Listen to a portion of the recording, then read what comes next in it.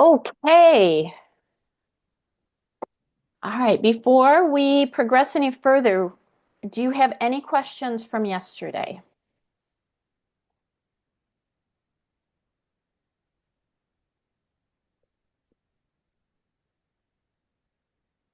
Okay. All righty. The first thing that we're going to do, all right, does everybody have this written down what you need? Because I'm going to stop sharing. Uh, Let me just take a picture of it real quick if you don't mind. Oops, sorry. Okay. I apologize. I didn't get it. Okay, thank you. Okay. Okay. All right. Do you have your shungite water? Yes. Okay. All right. That's what we're going to do first because I'm going to talk about shungite. I've got to get my screen situated here. So I want you to, as gently as you can, without like jiggling the water, can you look inside the glass and see if there is anything on the shungite? Anything Yes. covering the shungite? Yes. Bubble, Bubbles? Yeah, bubbles. lots and lots of bubbles. Yeah. Yep. Mine's There. been sitting there for a week. All right. Yeah, that's what shungite does. That's Shungite is a carbon based mineral. It's really not a crystal, but we treat it like a crystal. And that's what it does. So it's working on the water. It's oxygenating the water. So let me share about the different types of shungite. So first of all, oh, by the way, we have Rudy in the house. Rudy, psst, hey, Rudy's in the house. Oh, Rudy, sorry. Rudy, pay attention. Say Oh, I'm still muted, sorry. hi. So shungite is a purification stone, and not in the woo-woo sort of sense at all. There's some straight up science behind it, and what shungite does has been written up in scientific journals for decades. So shungite is fascinating.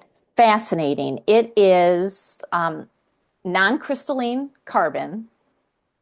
So I don't know how it ended up in the crystal world, other than it looks like a crystal, especially the elite shungite, which is what you all got, the very shiny version. But it is 2 billion years old. It is still relatively rare to find.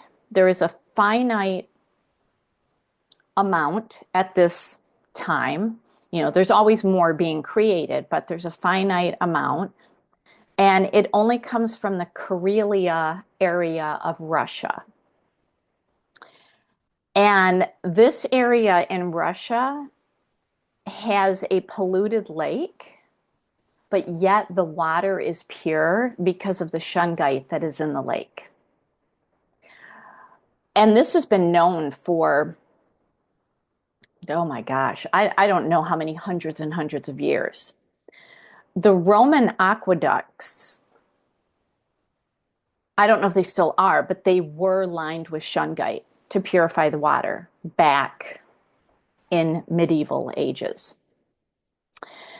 Peter the Great used shungite with his soldiers to purify water and to use it on wounds.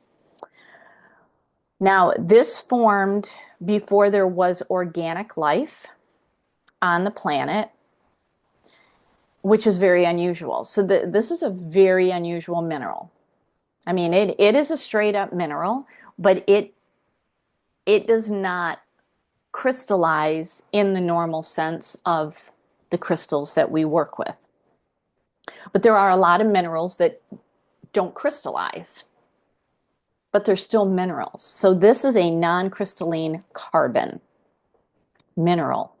Now, what is interesting about this is it has a Mohs hardness 4, but yet we put it in water, and that's what it's primarily used for. So it does have to be rotated. It does have to be rotated. There are three different types of shungite. I recommend always working with elite shungite. Sometimes it's labeled noble shungite, and you know it by sight because it is shiny and silvery. That has the most carbon in it, and that is exactly what we need out of shungite. Otherwise, shungite is just a rock. Okay, so always go for the elite or the noble because it's over 90% carbon. Now, it is fragile. When you got it, if you touched it for any amount of time or rubbed your finger on it, you're going to get some black dust initially off of it. And that's normal. It's just carbon. We have carbon in our body. It's not a big deal. If you see a little bit of it in your water, it's healthy. Okay, so don't worry about it. So what I want you to do is take a drink of it and drink it like we did in the first class, where you're just going to let it sit in your mouth. You're going to feel it, taste it, and then tell me what you get from it. I should have had you do a clear quartz comparison. I always think of new stuff. I need to make myself a note. Like you can do that on your own, do a clear quartz comparison.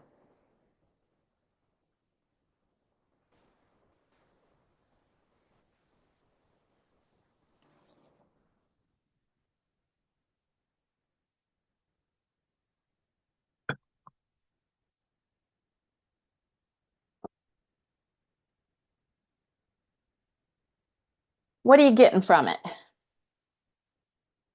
Mine smells. I don't know if that's right or if maybe it was the jar, but I don't know. It had a odor to it. Maybe take the crystal out and smell the crystal. It shouldn't have an odor. Hopefully, it's just the jar.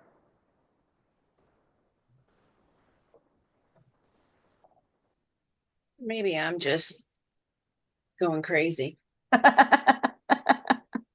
I don't smell it now. Okay. Mine tastes very light. I had put mine in tap water Yeah. and I don't drink tap water. So there's a noticeable difference between the pre-shungite water and the shungite water. Big time. Yes. Yeah, Does because it, if it can clear up a polluted lake, then it can absolutely purify your tap water. so does Yeah. it clear out things that are in the tap water, like chloride? Yes. So I put a description in your workbook of what it purifies. So here's the thing that has been studied for 2 decades about shungite. It is the only source on earth of fullerenes. And if you've never heard of fullerenes, when ingested, puts an antioxidant shield around your cells. That's powerful. It's also shielding your cells from electromagnetic frequencies. Because shungite, when I test it with my EMF detector, is as good and sometimes better than black tourmaline. So this is something you can put in front of your computer. Hallie, Yeah, go ahead. what did you say about, can you repeat what you said about the F word? Oh, fullerenes? Yes. Oh, yeah, it's in your workbook. Fullerenes puts an antioxidant shield around your cells. Okay, thank you. Yep. Does it say in the workbook that why it has to be rotated and how? What does that mean? Yes, and I'm going to get to that. I'll explain Okay, that thank you. because that was a little confusing to me, and I had to literally go to the source to get the information. So, yeah, I will momentarily get there. So, you want to have the elite shungite in water for at least 48 hours because what it's doing, it's creating live water. I want you to think about a mineral spring. That's live water. It's pH balance, and it absorbs up to 95% of pollutants in water, because even our like municipal water, that we get from whatever water source, it's got VOCs, it's got drugs in it. There's only so much they can do. All of these water purification stations need to be purifying over shungite. That's what they need to do. I don't know if there's enough shungite in the world to do that. But what you saw with the bubbles is that shungite fills the water with oxygen, calcium, magnesium, and a lot of other mineral components. We are a mineral-based body. We need minerals. So drinking shungite and quartz water, like you can put them together, is very, very powerful. Now, this is also a crystal that, because it is carbon, it's pure carbon, it purifies air, it purifies energy in a room, it blocks EMFs. So I've got my little EMF detector here. And in the animal class, I don't know if you remember, there were 3 different crystals that I showed in the video. There was black tourmaline, shungite, and numite. All 3 block EMFs. So here, I'm going to take I got my little EMF detector. All right, my computer right now, the electrical is 236. 236. I'm going to take my shungite and put it in front, and it dropped it to 23. Not too shabby. So, okay, come on, turn off. Come on, turn off. All right, I'll put her away.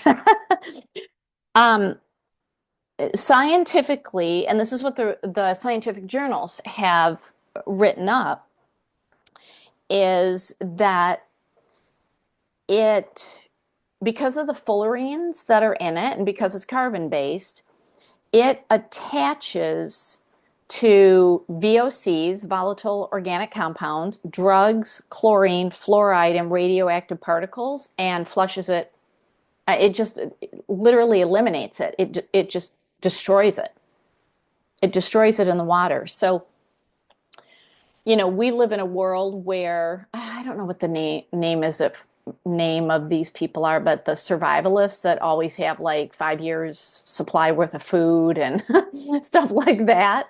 And they're like stockpiling water. Well, you can't stockpile water. Water goes bad. Water has to flow. If you got gallons of water sitting around, it's stagnant water and it goes bad. So, if something should happen and the water systems, something happens, they get blown up or whatever, you can literally go out to a stream or a lake and just scoop up water and stick a shungite in it. Because if it has purified a polluted lake, a lake that intentionally has pollutants pumped into it, and it's constantly being purified, I'm thinking we're pretty good taking a glass to a river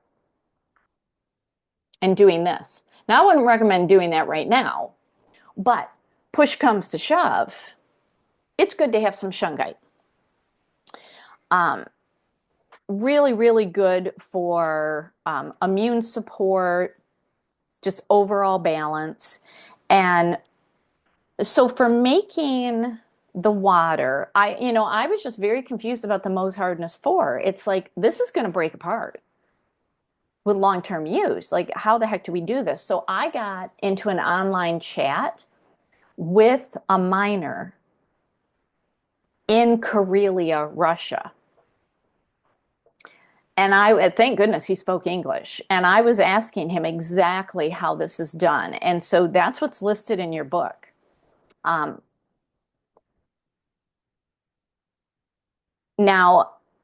you can figure out the grams to ounces, but he gave me the grams. But generally, the size of the crystal that I gave you is going to be pretty good for about 6 to 8 ounces of water. So just like a regular glass, the chunk I gave you is going to be sufficient. And he said you need to leave it in a dark place. You're not putting this in the sun like other crystals. Leave it in a dark place for 24 hours. I find that the bubble action happens after 48. Now, the more you use the shungite in water, the less bubbles you're going to see. It's still oxygenating, but it kind of runs out of gas after a while. And that's when about once a month you're going to rotate the crystal out. And he said you're going to cleanse it in water with lemon juice, not lemon oil. Lemon juice. It has to be acidic. And he said that actually rejuvenates it. So, and then every year you just want to replace it. So after a year, whatever shungite was in your water, now it's in front of your computer. And you just rotate. So, it's probably good to have 3 to 5 pieces, depending on where you want to put them. But then again, you can also have black tourmaline and numite and stuff like that. So, but this one is top notch for water.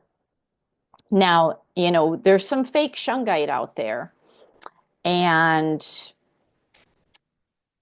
I've given you some ideas, because when you rub your hands on it, you should get a little bit of black dust when you initially get it. After a while, it probably won't happen. Yeah, I already got black on mine. I've had this for many years.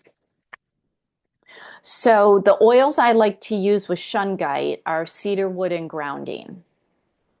If I'm using it like outside of water, if I'm just using it like to calm my mind, because you can certainly you can lay it on your third eye to calm your mind. It's a very, very calming, grounding crystal.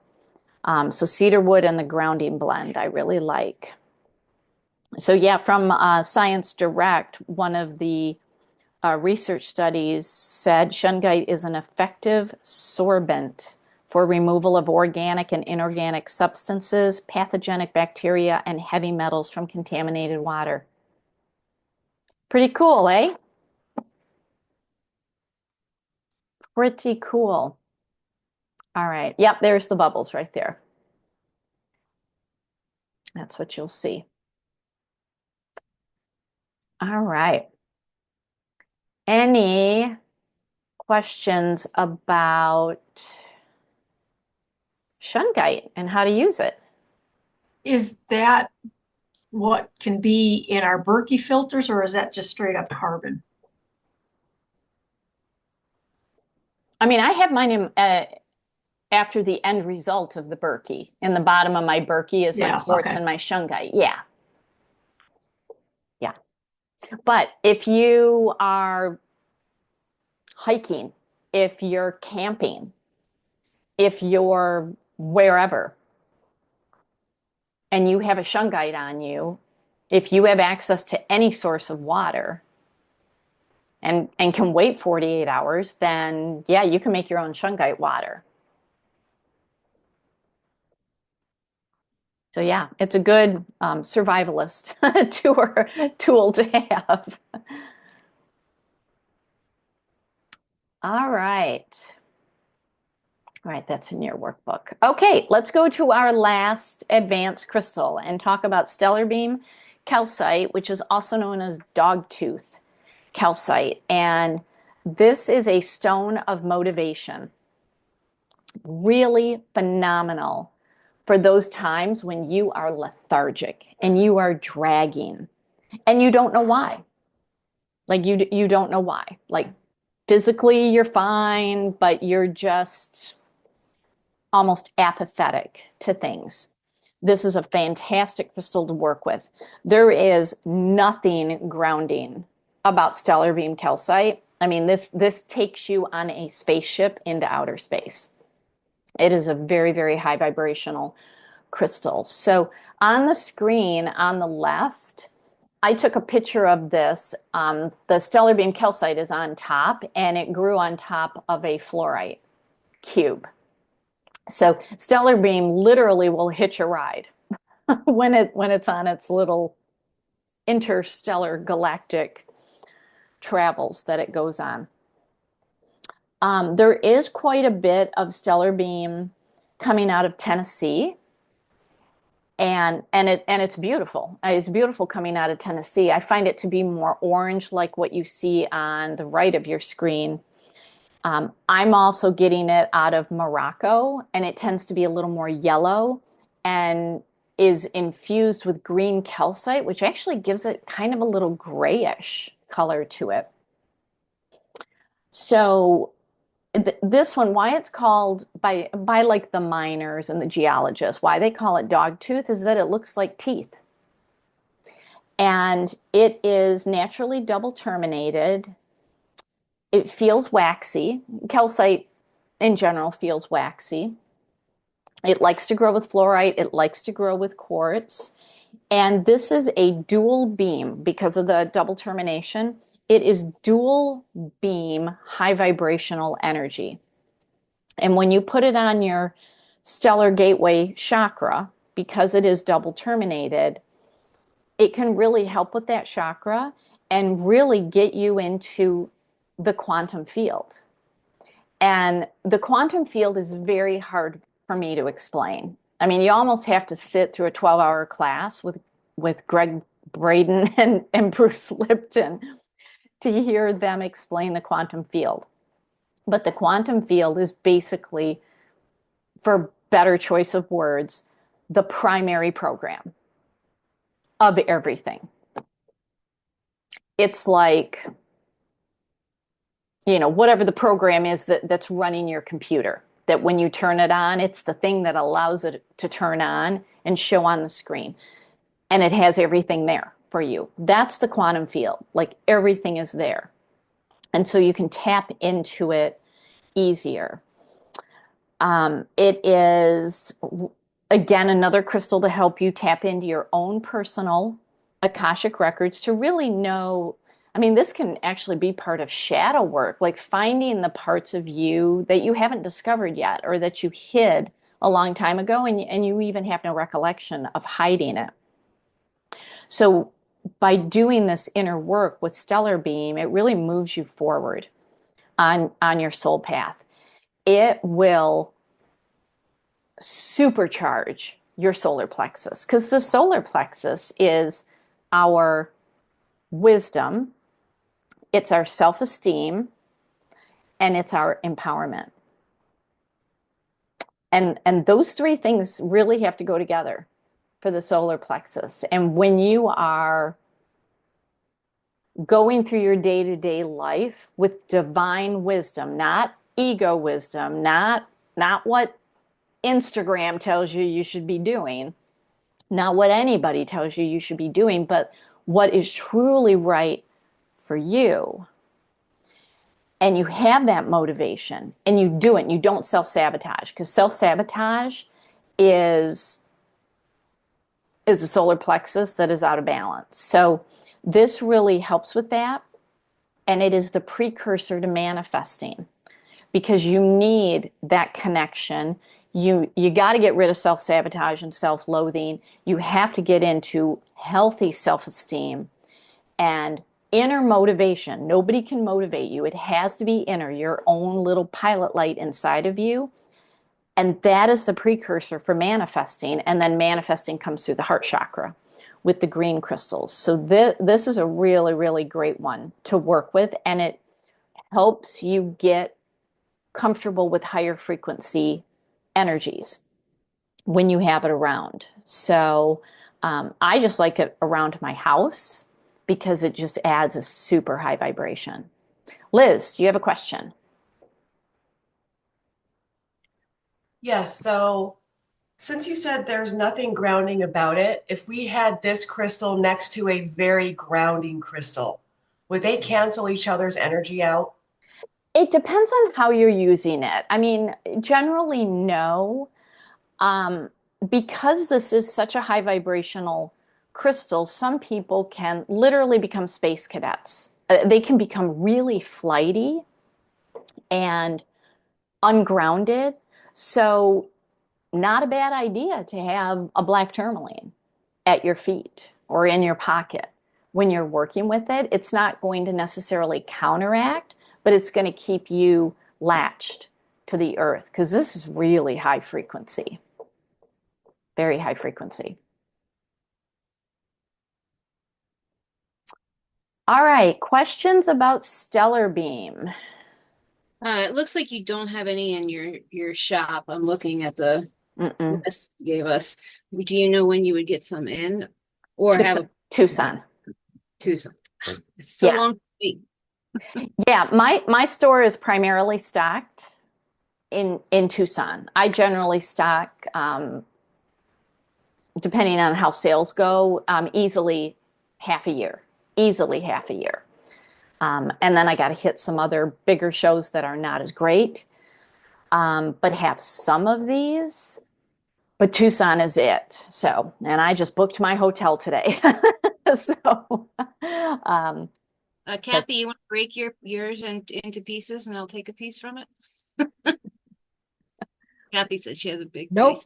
I'm going to be selfish. I would do I the got same. the last I piece Allie had the last time it was for sale. yeah, nice. yeah. And what Mine is was, very dark. It's very yeah, brown. it's probably, does it have green calcite in it? Did your little descriptor sheet say it had green calcite? No. Is it from Morocco? Yes. I'm thinking it might have some green calcite in it.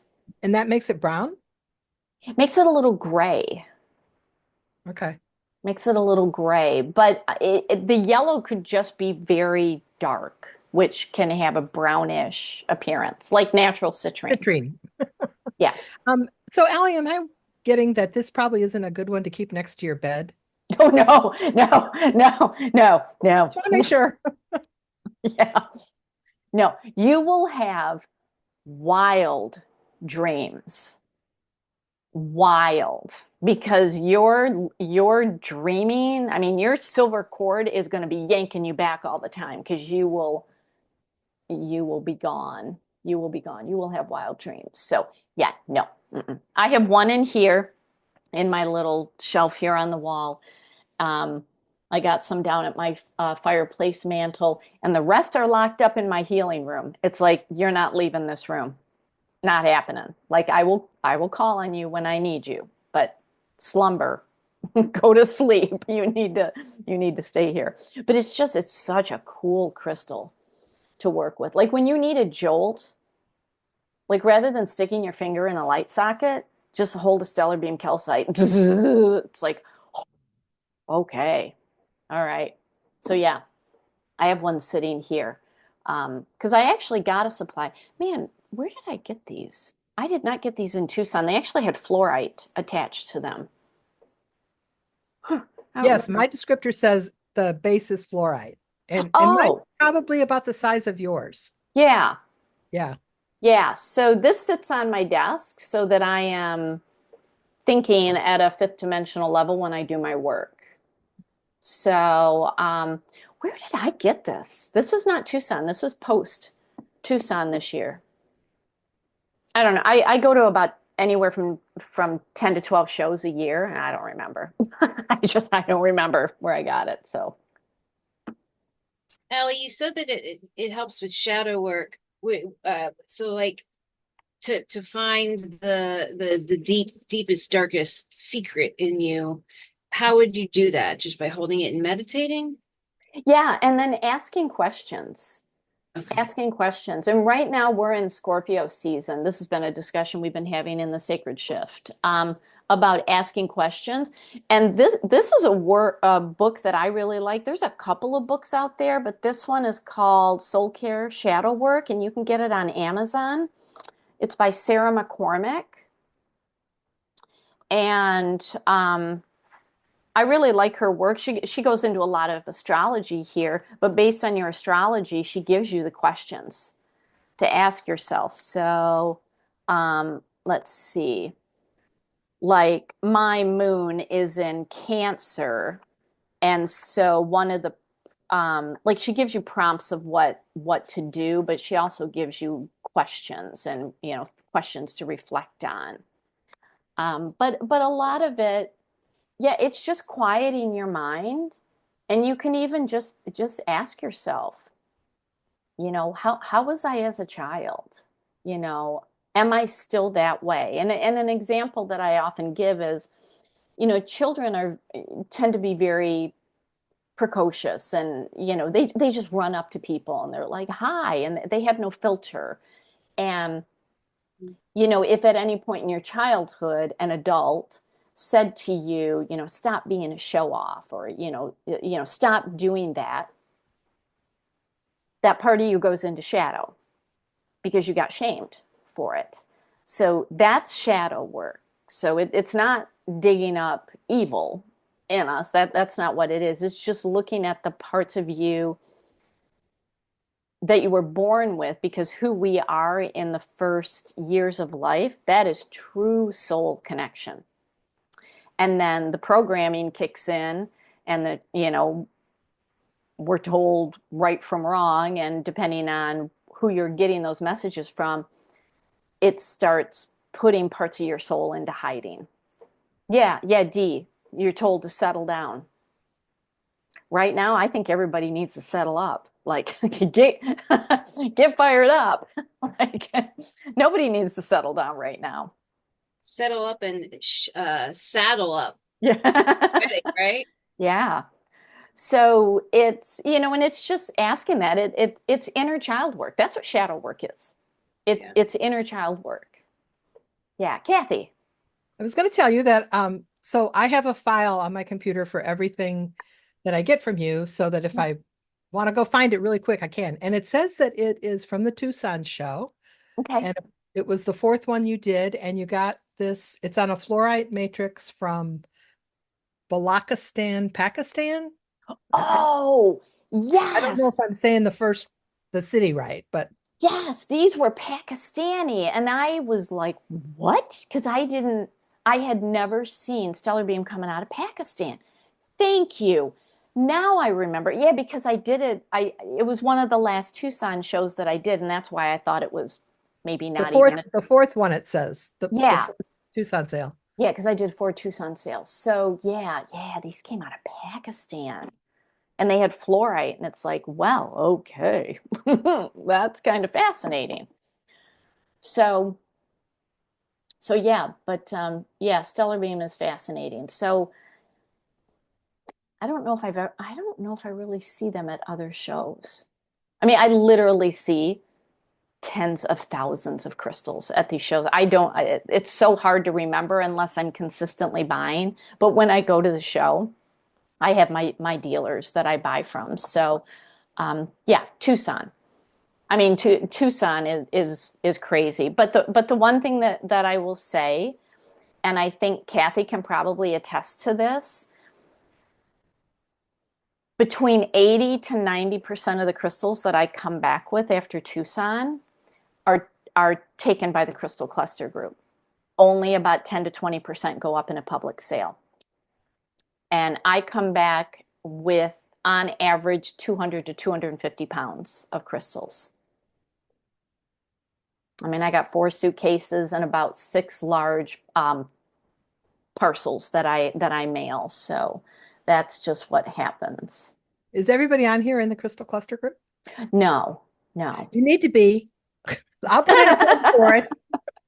I want to be. I just don't have the money. I get Yeah, that. yeah, and if it turns out being right for you, I mean, the first Tucson sale is not going to be until February. So, yeah, because I go to Tucson this year at the beginning of February. So the first sale will be near the end of the month, because it takes me a long time to process 250 pounds of crystals and figure out which ones are going to go in which show, and I try to make them work together. So, And she yes, gives us sneak previews while she's unpacking them. yeah. So we know what's coming. It's very exciting. Yeah, and sometimes I'm rocking out to, 80s music when I'm doing it, because it's like, Right. okay, I'm just going to have loads of fun here, or yacht rock music, listening to some, Stevie Nicks or Michael McDonald, and it's like, okay, I'm jamming out. But yeah, it takes me a couple of weeks to prep everything for sale. So You have help, like someone to help you do that? no, No? no, I do not want help. That Uh, that is my sacred space in doing that. Yeah, it's my sacred space. The shopping, the unpacking. The cats help me. They're helpers. They sit in the boxes. They check out all the crystals. Um, but no, I do it all myself. That's my system. I love doing it that way.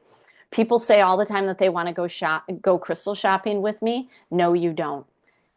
You will hate me by the end of it because I'm not window shopping. I'm like a bullet going through these shows. There's about 10,000 vendors in Tucson, and I am on the ground for not even 2.5 days. And in 2.5 days, I will come back with about 250 pounds of crystals. So I will blow past booths without even walking into them because I look and it's like, nope. I look, nope. And I had because I've been going since 2013, so I know who to go to. And then I always pick up new ones each year. But I move very fast, very, very fast. So I took my dad one year, and after about 30 minutes, he said, call your sister and have her pick me up because she lives in the area. I'm like, I told you I move fast. Come on, you got to get a move on it. So yeah, so I don't take people shopping with me because it would not be pleasant for anybody. It just wouldn't. And I have a couple of students who live in the area, and one of them met me at one booth, and she watched me go through that booth, and she's like, I think I'm going to be sitting here for about 4 or 5 hours. And I'm like, I don't have that kind of time. So I know what I want. I buy very fast. I get it processed very fast. I dump it in the car. I go to the next show, and I'm moving because last year there were 49 separate sites in Tucson. ah, So I go to about 17 because half of them are jewelry, and I could care less about the jewelry. So I go to 17 of them. So that's 17 separate locations in the city, and each site has anywhere from 50 to 1,000 vendors. It's you'd be insane. exhausted afterwards. Like, Yeah, yeah.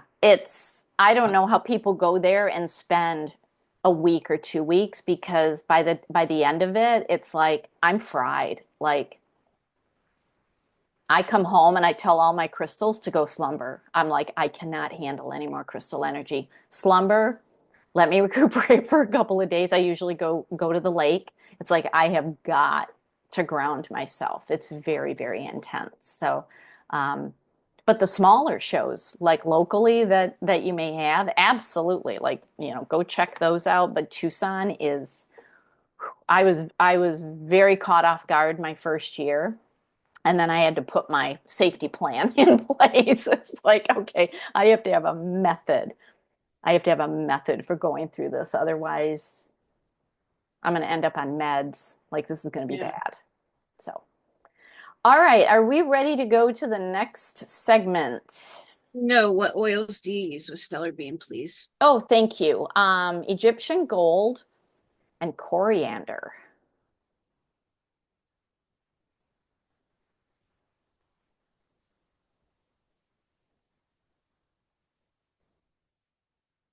All right. We are going to start talking about advanced crystal tools. So, um, when I shop for crystals that are quartz based, I am exclusively looking for masters and what I call advanced traits.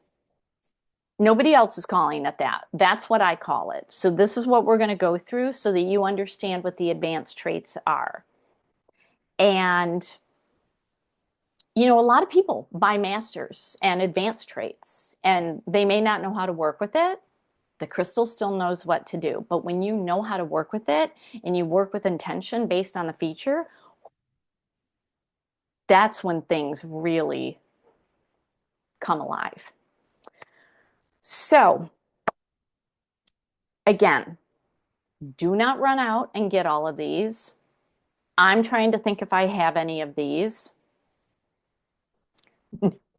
No clue. No clue. Do I have any abundance formation? I don't know. I might have one, but I honestly don't know. But the abundance formation is where you have a primary termination. So you have a primary point, and then you've got all of these little itty bitty points going around the base. And there needs to be a minimum of 9 terminations going around the base. So a question that I often get is, how is this different than the cathedral library? Remember that first master that's got the big termination and then growing very tight against it? It's got points. It's the size. It's the size. Cathedral libraries are big, okay, because it contains universal knowledge. The abundance formation is for you. It is about lighting up your abundance, getting out of lack mindset. And what all the little terminations are doing is basically drawing in all the abundance. Because abundance isn't just money. It's abundant health, abundant relationships, abundant ideas, abundant creativity. It's abundant good energy. All of those are all little points because we have various facets of our life. So it's making them all filled with abundance, which is joy, possibilities, opportunities, limitless potential. People limit their potential. I tell you, I'm going to stop myself from going off on my soapbox. People limit their potential so much, and it's in their words that they use. This is a crystal that stops you from doing that. Stops you from doing that. So I find it in, like, what's on the screen is called a Kundalini citrine. So this is a natural citrine, not heat treated. Oh, if I remember correctly, I think it comes out of the Congo. And they call it Kundalini citrine because Kundalini is a rise of energy. Well, a rise of energy is abundance. It's like, wee, okay, let's go. You feel awesome. So that's where I see a lot of the abundance formation. Now, I think I had some other crystals. I don't remember what they were. I honestly don't remember what they were, but they were quartz based and they had an abundance formation. So I just want to make sure that you understand the difference between the Cathedral Library Master and the abundance formation. So you got it? The abundance formation can be any kind of crystal or it has to be quartz. Yeah, it's quartz because it's points. Oh, right. Duh. Okay. Yeah, it's points. But Allie, it's like citrine is a form of quartz, correct? It's And quartz with iron. right. And amethyst. Can amethyst have abundance formations? I mean, amethyst grows more in a cluster, but it could. I don't know if I've ever seen it. Because like citrine doesn't really grow in clusters like amethyst does. It tends to grow in points, but it can have little points around it. So it's I haven't seen it, but I wouldn't be surprised. I wouldn't be surprised if there is one. I mean, that's beauty by nature. You never know. You don't know until you see it. All right, let's go to the next one. Barnacles and bridges. I see these a lot, especially on Tibetans and Himalayans and Lemurians. What are some of the other quartz that I've had? Like my brain is crystal fried. I honestly don't remember, but I see barnacles and bridges a lot. I mean, for the sale that's happening tomorrow, there's barnacles and bridges. What the heck? Well, I've got some pink lithium quartz. So, how you differentiate a barnacle is a crystal point that is growing on the side of the crystal, and it's usually horizontal or it might be on a slight angle. Whereas a bridge is a point coming out of the crystal. So do you see that on the screen? Do you see how that is? Like this bridge down here, that is a point that's literally growing out of the crystal. And a barnacle is think of barnacles that latch onto boats. They're literally latching on for a ride. That's what a barnacle is. So with the barnacle formation, this is where the old soul, which is the primary point, attracts a new soul, which is the barnacle. So this has a kind of a teacher, coach, mentor energy to it. So, if you have a business, this could be a good crystal to work with to draw in people to learn from you. If you just like having friend groups or you're part of a book club or a cooking club and you're just even if you're not running it, you're just kind of a natural, you know, teacher, you can draw in more friends and you're helping them. Or it could be the reverse. You're the new soul and you're looking for a teacher. You're looking for a mentor. You're looking for a coach. And you're looking for that old soul that you can latch onto. So, you can work with this crystal, and I like to take my thumb and press it on the barnacle. And that's where you can just say, okay, align me to, and then you list what you want. So I did this very successfully. I was on a retreat. I take a quarterly business retreat just to get away from everything and think.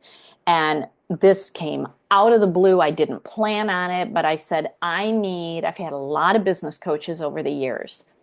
And I said, I need a business coach that is exclusively tapped in to spiritual businesses. And so I'm working with the barnacle and I get on Google and bam, like there she was. And I was like, this is crazy. She lives in the Canary Islands. I actually visited her last year and we're very, very good friends. And that's what the barnacle does. It literally aligns you with the people that you need to align with. Now, the bridge is, and again, it's a crystal. It can fully grow out both ends of the crystal, but it actually goes through. The barnacle doesn't go through the crystal. It's on the outside. The bridge is in it, and it can come out one side or it can come out both sides. And what it does is it bridges you from here to where you want to go. Because that's where people self-sabotage. They're like, but I know my end goal. And it's like, you have no idea how to get there because you're at A and you may need to get to Q. How do you go from B, C, D, E, F, G? What are all the steps? This is the bridge. So again, I press my thumb on it and I ask, what is my next step? How do I get from here to there? What is my next step? So really, really a good crystal to work with. And I get quartz that has a lot of barnacles and bridges on it. A lot. All right. Any questions to differentiate that? Does it have to be quartz or can it be on like a watermelon tourmaline? Quartz can grow on tourmaline. Yeah, these are quartz based. I'm trying because I have the little piece of watermelon tourmaline and it's got like all this white on the bottom. Yeah, Do we get that's quartz? quartz.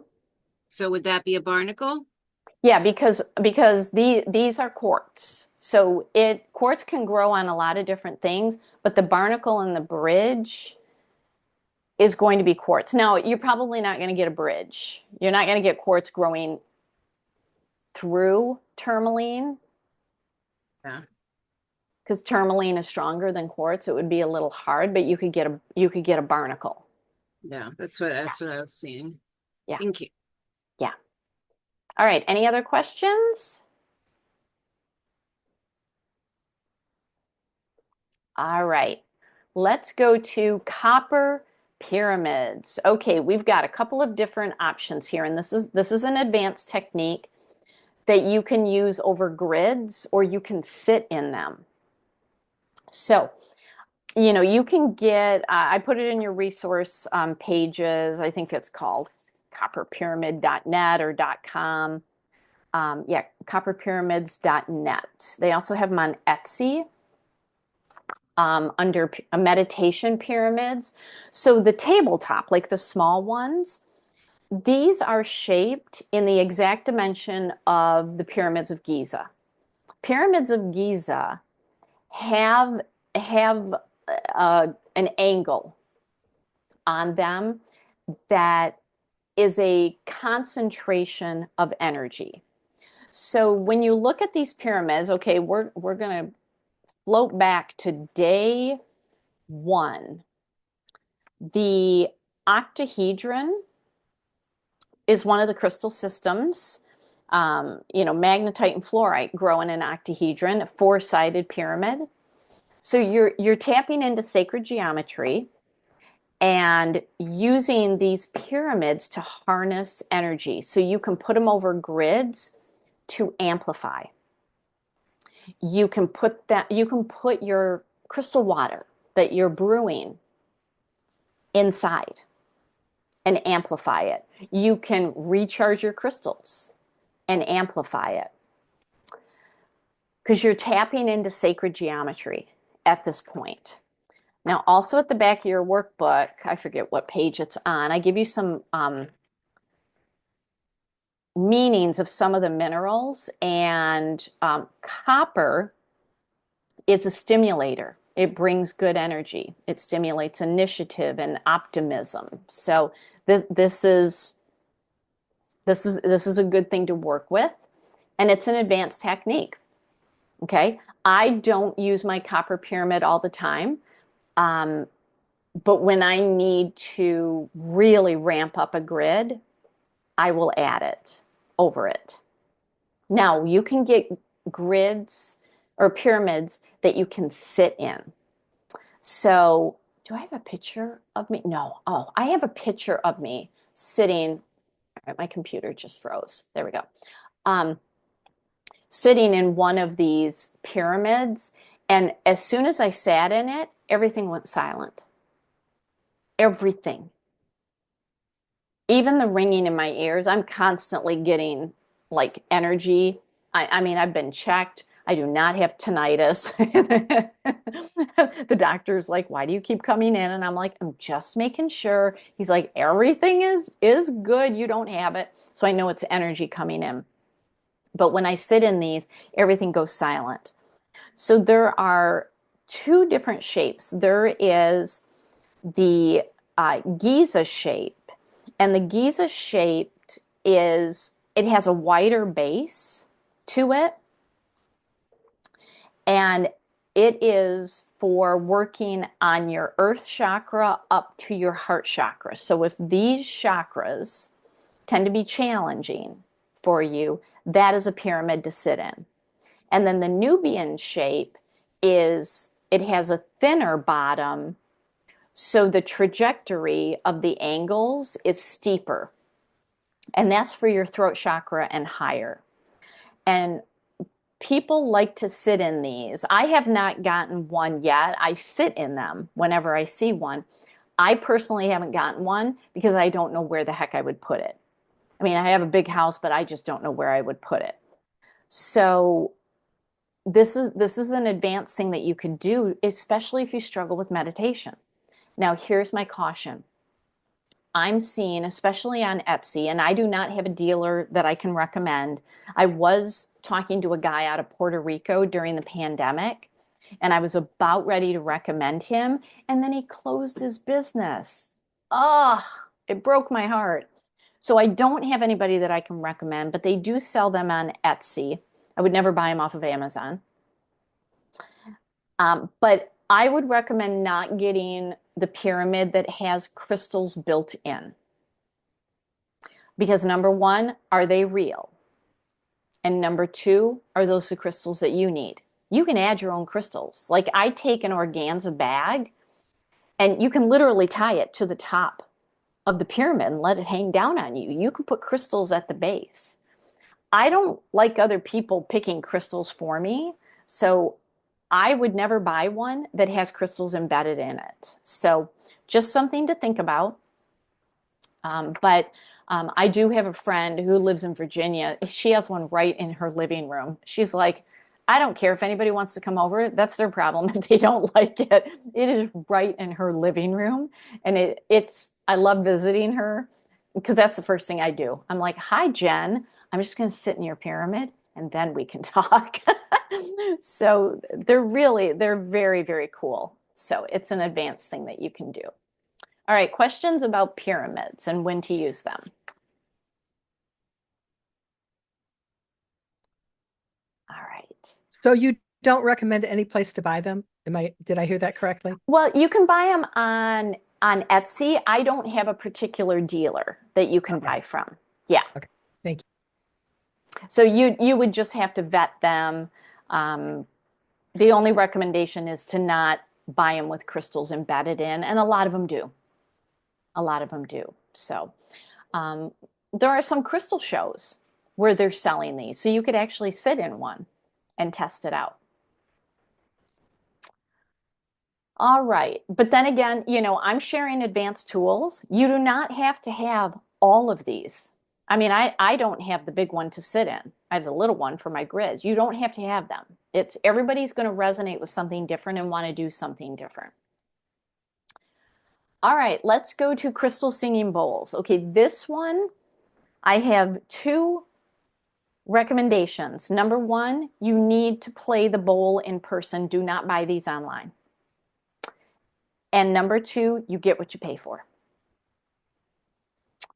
All right, so there are two types of bowls. There are the frosted quartz bowls. That's what you see on the left on the screen. They're white. It's just quartz that has been molded into a specific shape to play a specific note. And the bowls are going to be labeled, A, B, C, D, E, F. And, a bowl will say, F plus 2. It means it's like 2, and I can't think of the word right now, but it's like it's not precise F. It's like 2 decibels off. I literally cannot think of the word right now. I have literally lost it in my brain. But if you go back to the page that I talked about yesterday with sound, oh man, it's 61 or 63, that page, I think. Like you can pick a bowl based on a chakra that like you're working on it and you're still struggling. It's constantly be thrown off. Some people like to get all the notes, all 7 for all 7 chakras. These are more affordable. The frosted quartz run anywhere from like 150 to like $900, and they range from like a 9-inch bowl, like the diameter is 9 inches, up to 24 inches. And so I have one frosted bowl that I did not plan on bringing home. I was in Sedona. That's a place where you can go and play. I believe Salt Lake City has a place that you can go and play, and elsewhere, I don't know. But I highly recommend that you play the bowl. No, I have two frosted bowls. One I bought online, and it's perfectly lovely. It does not resonate with me at all. It doesn't play like the other bowls. The bowl will play if it's yours. Otherwise, it's just going to sound a little scrapey and scratchy. But the one frosted, it's quite big. It might be an 18 or a 20 incher. And I just walked in and I said, I already have three bowls. I don't need any more. Can I just play? And she said, sure. Knock your socks off. Enjoy. And I'm going around, I'm playing all these bowls, and this is a heart chakra bowl. And when I played it, there were probably 5 people in the store, and everybody stopped talking and came over, and they're like, oh, what is that? And I'm like, I don't know. And she's like, it's playing for you. And I'm like, oh crap. I can't take it home. And she's like, I'll ship it to you for free. Stop saying that to me. So I brought her home and she plays beautifully. So that's one version of bowl. Now there are bowls that are infused with other crystals. So you can buy a selenite bowl, a labradorite bowl, a rose quartz bowl, an amethyst bowl. I mean, they have countless bowls. So if you go to Crystal Tones and Crystal Vibes, I believe, are owned by the same company. They may have merged at this point. So I have that listed in your resource page. And these are pricier. They are minimum $1,000, minimum. Okay. But they're great for cleansing energy in a space. So I take my crystal bowls into animal shelters, veterinary clinics. We probably need to start cleansing funeral homes, places where there can be stagnant or negative energy. Crystals love crystal singing bowls because it's sound. It's sound. They're getting sound frequency. So sometimes I'll just like sit in my living room and I'll just play the crystal singing bowl. And the cats love it. The crystals love it because you're combining crystals and sound. And some of the bowls are shaped for a sacred geometry frequency to come out of it. So I have a golden ratio bowl that is made with a crystal called Anchi, Anchii, which is probably the third oldest crystal in the world. It's ancient. And it's a beautiful bluish grayish color. I have a rose quartz infused with gold, but they're shaped for a geometric frequency to come out of it. And there's a notable difference. Did I put this video in? Yes, let me show you this. So this was back before my hair turned white. I let it turn white. I've had white hair since I was 16. And then I just kept dyeing it back to my natural color. And during COVID, I'm like, forget that, I'm done. So you see me in my auburn hair there. And this is Rudy when he was a baby. He was not even a year old. And I was teaching this class. I was still in Virginia. And Rudy was a monster. I'm sorry, Rudy, but you were so disruptive. He was just dodging at all the crystals and batting them around the room and playing in everybody's notebooks. And I started playing this bowl, and it's the Anchi with the golden ratio. So you see that the top of it is wider than the bottom because it's creating that expansion energy of the Fibonacci sequence.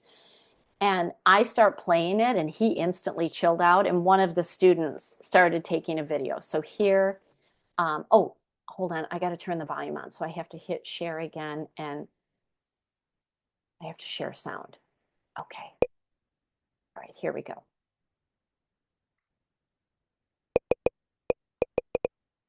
I mean, that just it's effortless.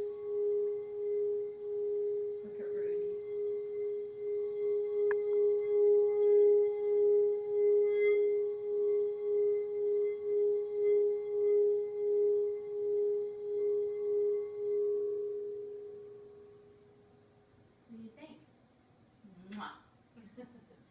He was very he was very calm after that. So this is why I like taking it into shelters. And it just calms everybody.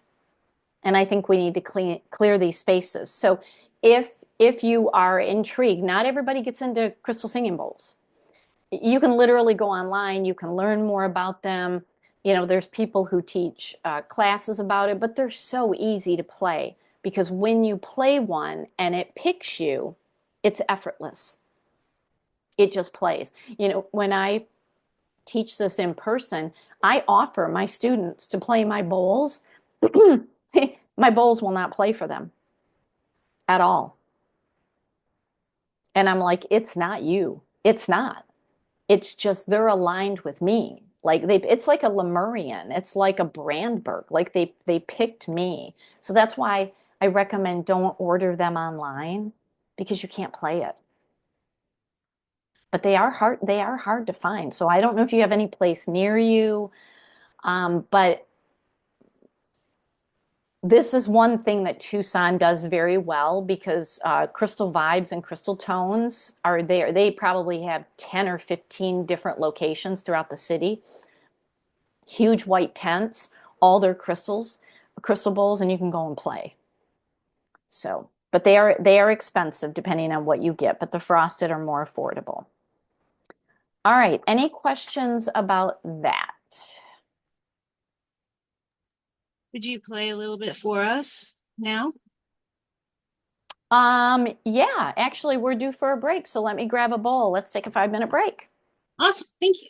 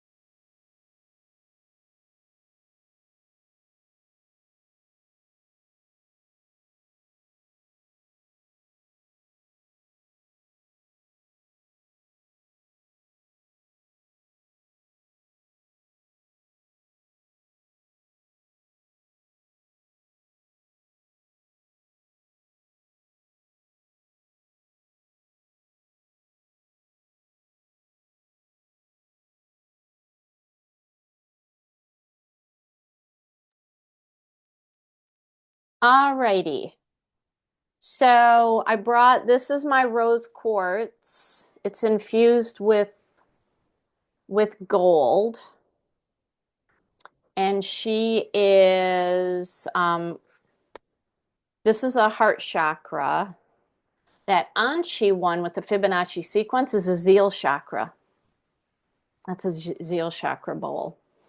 So they come with these little rings and you can sit them down. So you sit it on the ring and you can sit them down. And that helps for the bigger ones. But for the smaller ones, you can hold them. So let's see if she'll play. Sometimes in class, she's shy.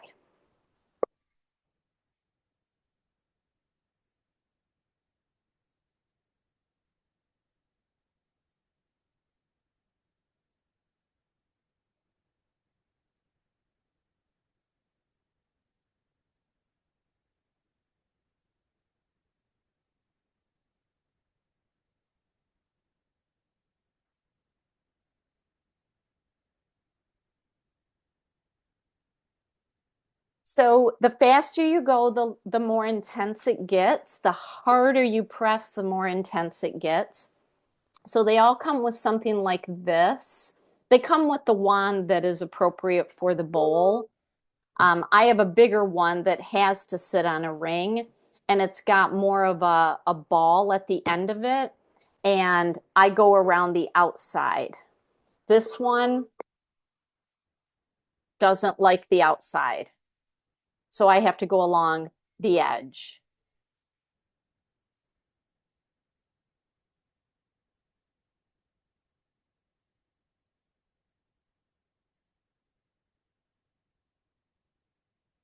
So how you know it's yours is when you get a really like pure like you feel it. It doesn't sound scrapey when you're playing it.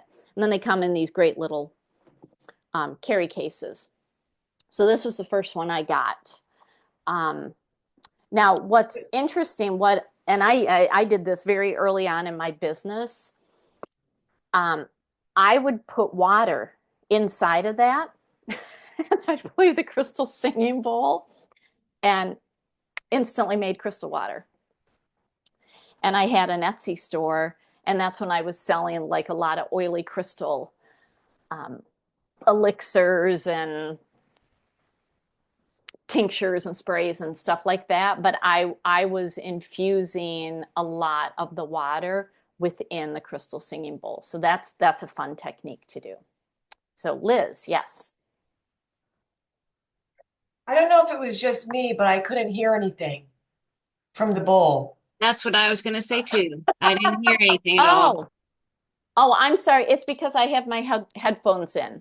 Uh, That's why. So, well, I don't know if I can. All right, let me see if I can get her out of her bag again. It's a little hard getting them out of the bag. Let me see if I can get her out.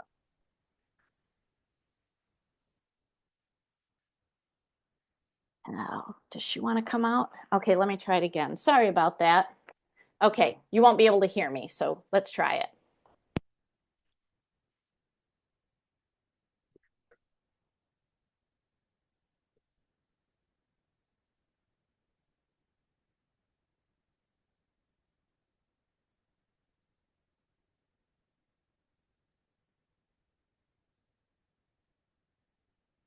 Yeah, you couldn't hear it then? Yeah, I don't know. That's why I have the video. I don't know why. That's weird. That's weird because I use the headphones so that I can hear you clearly, but it should work without that. So yeah, sorry about that. I don't know why that's not working. maybe she just doesn't want us to hear her. Yeah, that's weird. That's really weird. So anyway, yeah, so if you're intrigued with that, like, I mean, I've had a couple of students who this is their thing. Is sound therapy with crystals. This is their thing. Everything else goes by the wayside. So, um, if you love it, this can be your thing to do this. All right, let's go to the next one. Let's talk about EMF protection, and I'm going to show you some videos. There are, charms and jewelry for people and for pets all over the internet saying, blocks electromagnetic frequencies, and I would take a lot of that with a grain of salt, especially if they don't tell you what it is made of. So hold on, I need to make sure that I have clicked the sound so that you can hear this. Okay, hold on. Share. Yep, sound is clicked. All right. So here's the first one. And I'm using my EMF detector. So here's my coffee machine. This is called the Harmony pendant. And that worked on electrical because there was nothing magnetic happening. And I'll talk about that in a second.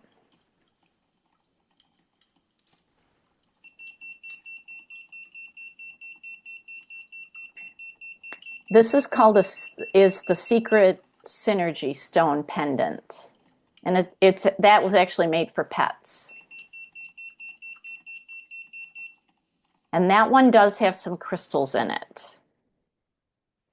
The Harmony pendant, they will not disclose what is in it. I have reached out to the manufacturer, and all they say is, we are using sacred geometry to block electromagnetic frequencies. Oh, okay. There's no crystals in it. But it doesn't block magnetic, but it does block electrical. Here, let's watch this one.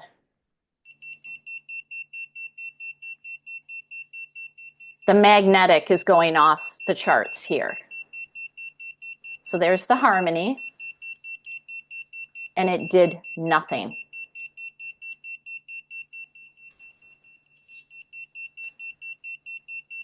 And there's the Secret Synergy, and it did nothing. So they work on electrical, but they didn't work on magnetic. So microwaves give off a magnetic frequency. When you turn them on, they then give off both electrical and magnetic. So those did nothing for magnetic. So I thought I had one more video, but I guess not. So all I can recommend is look to what the ingredients or whatever it is made of. And if you see an iron or aluminum based crystals in it, then I think you're good. I think you're good. Yes, Kathy. You just said microwaves put something off even when you're not using them, correct? Magnetic. Okay, thank Magnetic. you. Yeah. And that's then why when I immediately got rid of my microwave, I had that dang microwave since law school. And I immediately got rid of it because even not when it was on, it was emitting so much magnetic, it freaked me out and it was immediately gone. Well, that's something I try to tell people. If you have a microwave in your house, like I have no choice, okay? It's built in, but it's Yeah. unplugged. Yeah. And And that's I the way to actually do use it. it to store my homeopathic remedies Yeah. because it's got a good shield. Yeah. Yeah. Yeah. You just have to unplug it. But when it's plugged in, even when it's not running, it is emitting so much. I mean, dangerous levels of magnetic frequency. Yeah. All right. Let's keep moving on. All right, let's talk about anhydros. I don't know if you have ever seen an anhydro, but they tend to be labeled properly in crystal stores. And sometimes they will take like a Sharpie black marker, like on this one, and they will mark around it. So the pink arrows show where the water bubbles are in this one. This water is full of carbon, so it's black. So they're black water bubbles going back and forth. Like my Brandberg has clear water in it. This water is millions of years old. Millions of years old. And I keep thinking, oh, let's just crack it open. But it'd be such a minuscule part. Like during the cracking open process, it's not like you can drink it. I mean, it would just disappear. But water, water bubbles are trapped during the growing process. And these are often double terminated crystals. So they're growing free of a matrix, like they're growing like in a cavity or just loose, and they are growing next to water. Smoky quartz often has anhydrous in it. And what these are great for is exactly what water does, cleansing and getting things moving. So if you're stuck, if you're stagnant, meditating with an anhydro, carrying an anhydro on you is going to remove whatever that blocked energy is. It's basically the Drano of your drain clog that you have. It's going to get things flowing again. So this is a really cool thing to work with. Does anybody have an anhydro?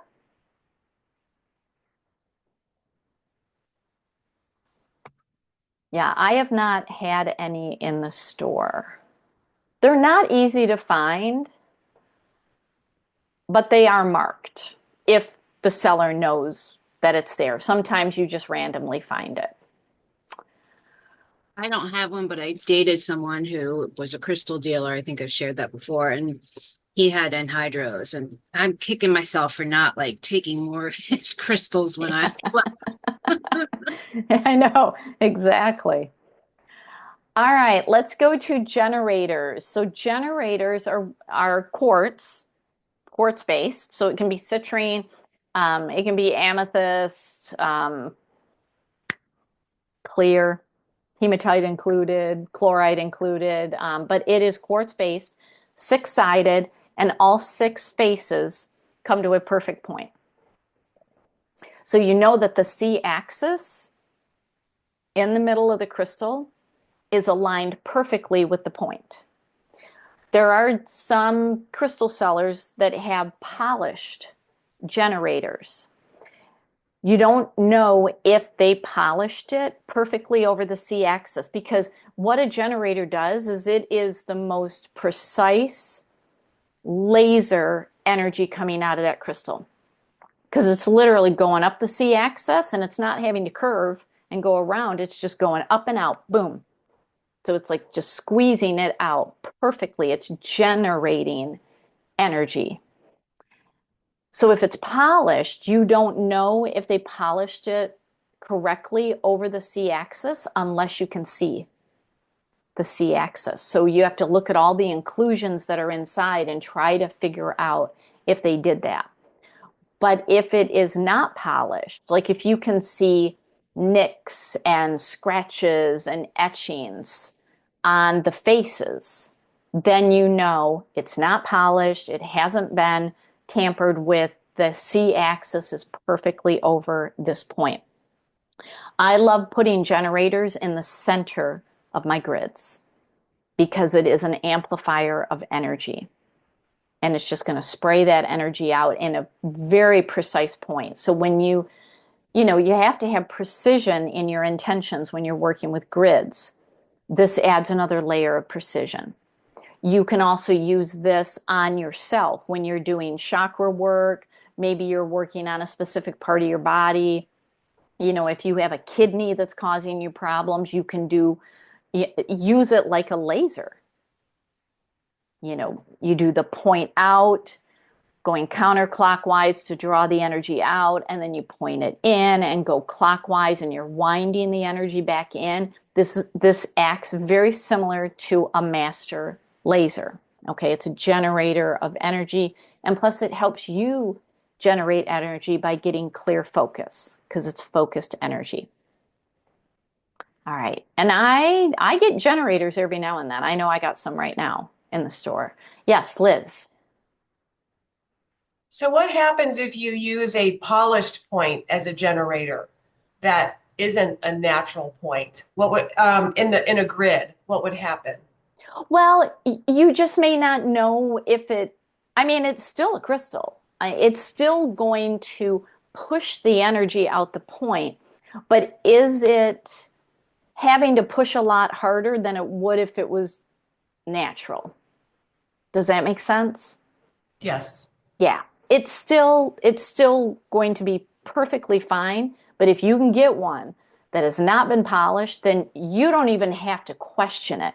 You see the six faces coming together, bam, you got a generator. End of story. You do not have to give it any additional thought. You don't have to investigate it any further.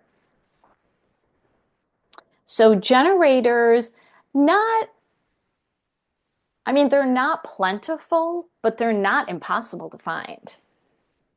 You know, I find generators, I don't know, maybe 5% of the time. You know, out of every 100 pieces, I might get five, maybe 10. So, and I'm looking for them. I'm specifically looking for this advanced feature. When I see a generator, I do a little dance because somebody's going to have fun. Somebody's going to have fun with it. All right. Any questions about generators? All right. Let's go to keys. I love keys. Oh my gosh. They can be really small, they can be really big. And this is an indentation that's on the side of the crystal. It's not going to necessarily be on the faces or the facets. It's going to be on the side. You can have multiple ones. And the best way to describe its physical appearance is it looks like an amphitheater.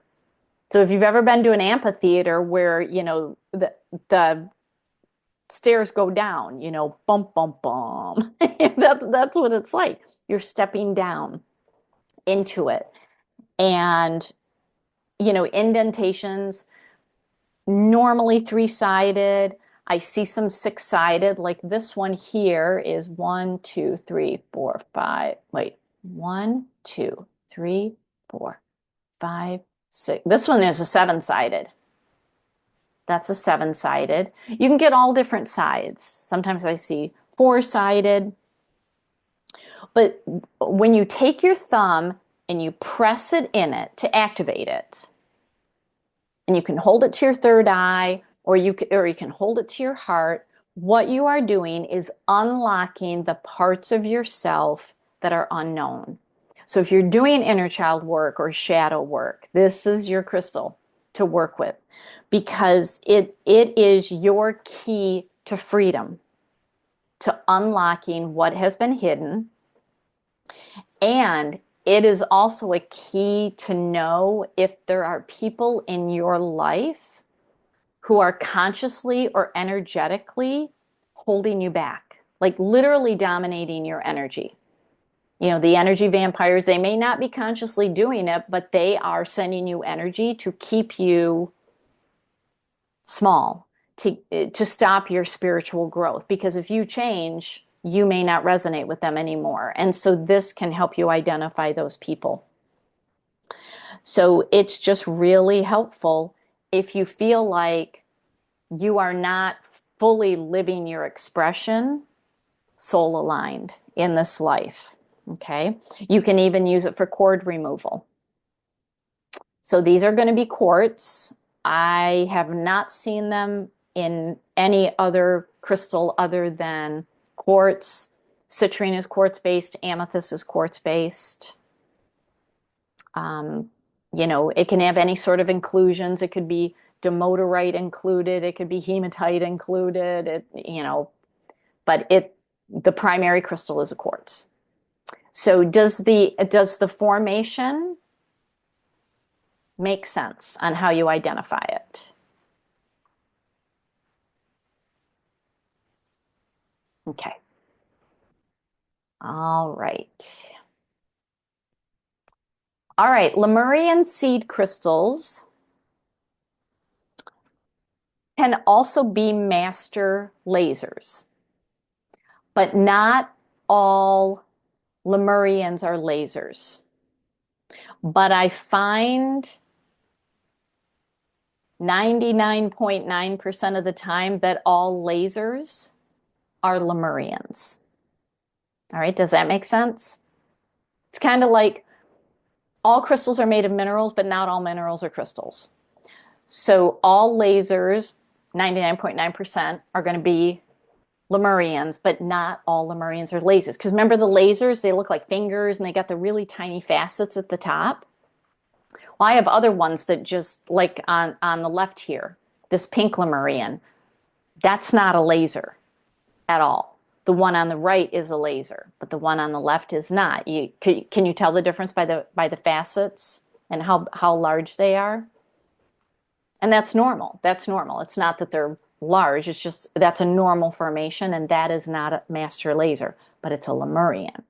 So they call them Lemurian seed crystals because they are seeds of information believed to have been left behind by the lost world of Lemuria.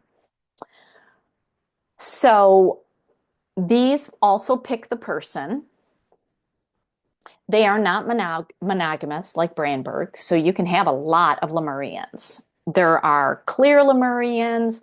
There are red Lemurians that have hematite. I have those. There are pink Lemurians. I don't even remember if I have those, but I have. What other colors? You can get smoky Lemurians, you can get citrine Lemurians, and Lemurians, if they are coming from, it's one location in Brazil. It's called Minas Gerais, Minas Gerais. And I'm sure they have a more beautiful way of saying it in Brazil than Minas Gerais, like an American would say it. If you get, and it's labeled a Lemurian from Minas Gerais, Brazil, you do not have to question that. Because the miners there, they know Lemurians. They know them. They label them properly. And so you could have a totally ignorant store owner. They're just going to pass on the label that they were given. Okay. So Minas Gerais, absolutely Lemurian location. But then we now have new Lemurian locations, and the Brazilian miners are furious about it. Arkansas is claiming to have Lemurians. The Brazilian miners say absolutely not, but the Arkansas miners say, sorry, we're getting Lemurians. Colombia is getting Lemurians, and that one I absolutely can attest to. I have Colombian Lemurians in the store. Now, here's the thing.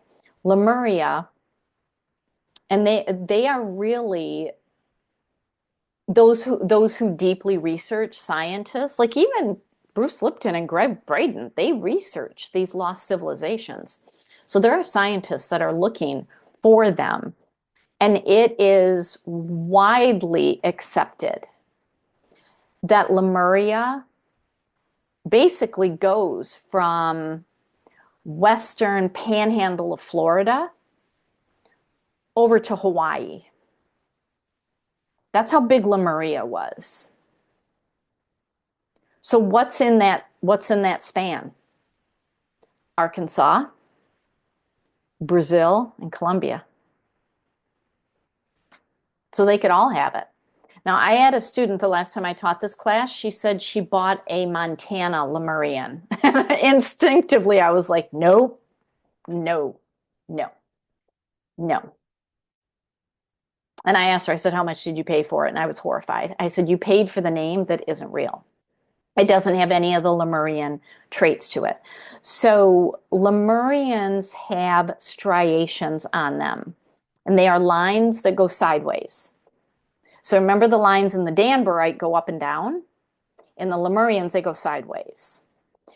And they can be alternating on like every other column.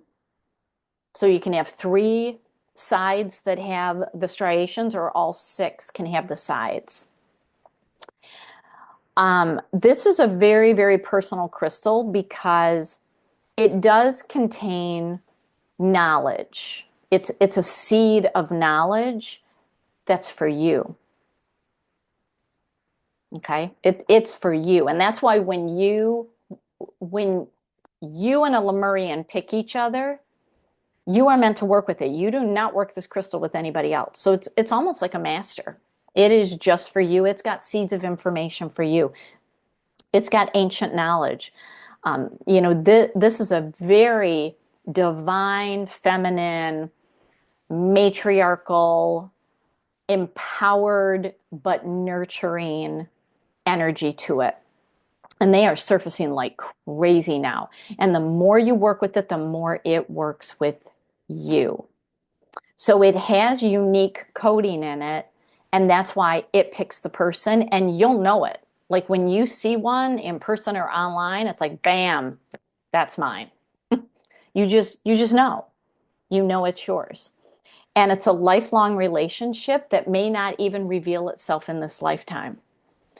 And I have a couple of friends and colleagues that absolutely swear that the Lemurians they have in their care now, they had in their most recent life.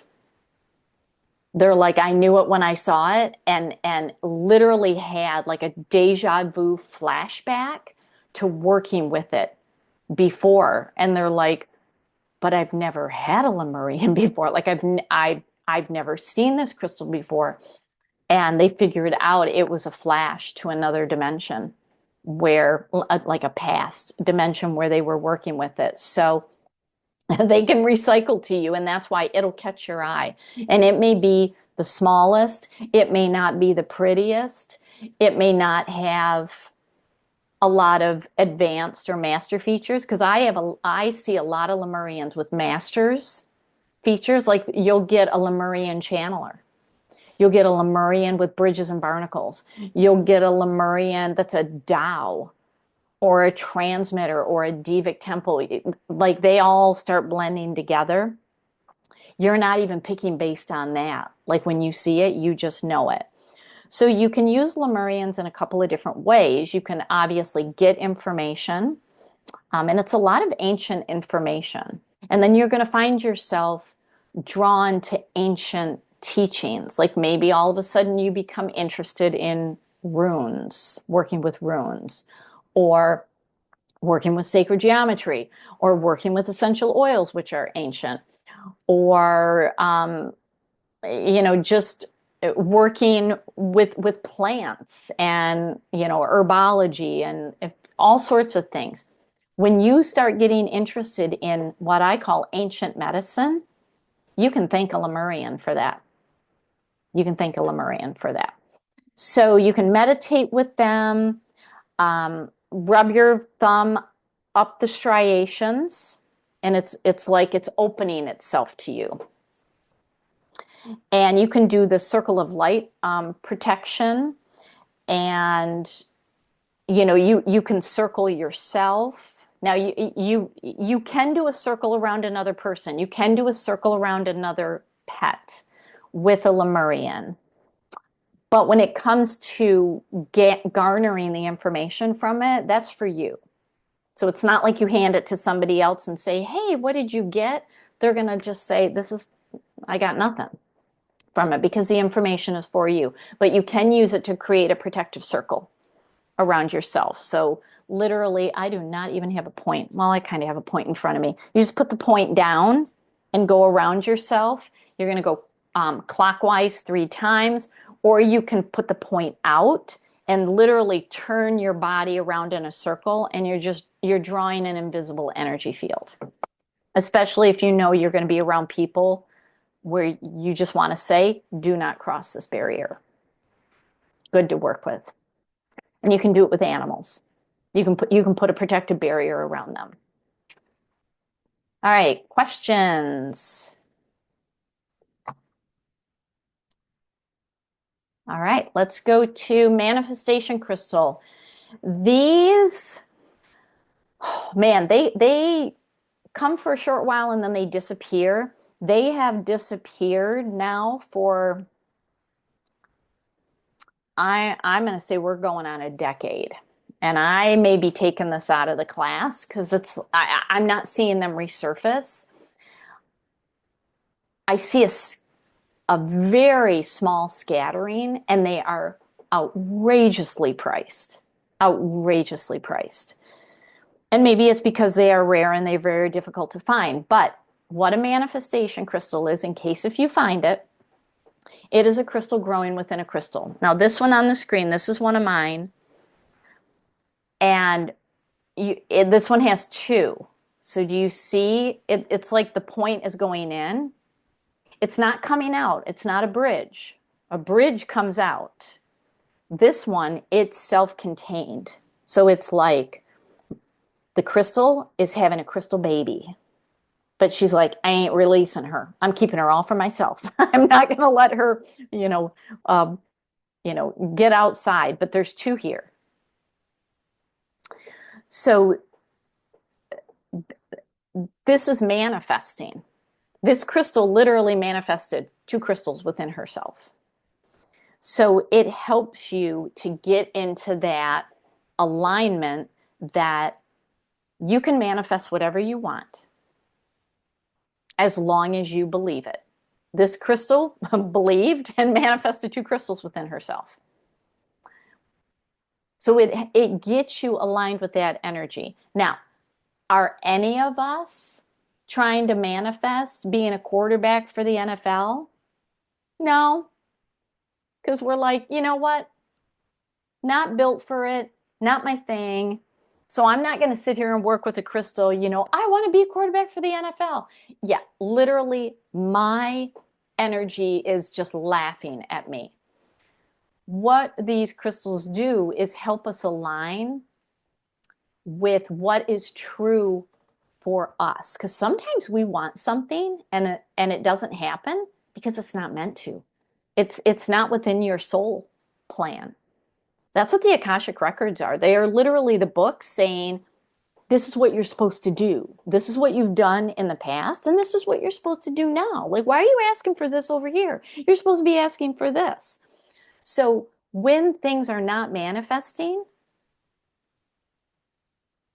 you could certainly ask and use your pendulum, is it time to let this go?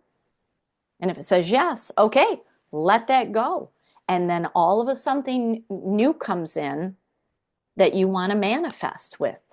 Because if you are meant to have it in this soul incarnation, you're going to manifest it. And it can be wild, like something that you can't even imagine. It can be wild. So, like, don't let physical reality limit what you want. You can work with a manifestation crystal. You can work with a lot of different crystals, but that's what this is really known for.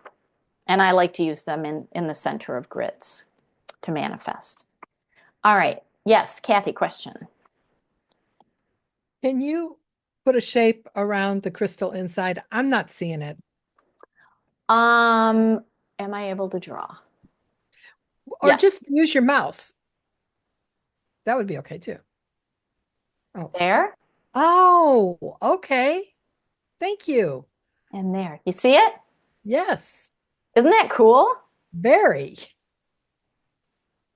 Yeah. So yeah, if you see one, grab it.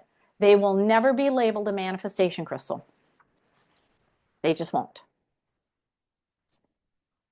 The only time I have seen them was the guy that I bought my two pieces from, and he was a shaman in Florida, and then he retired. And he had, oh my gosh, he had so many. And I kept telling everybody, go to him, get your manifestation crystals, and then he retired. And I don't see them anymore. I don't see them, but I'm always on the lookout. So if you see one, grab it. It's just not going to be labeled as a manifestation crystal.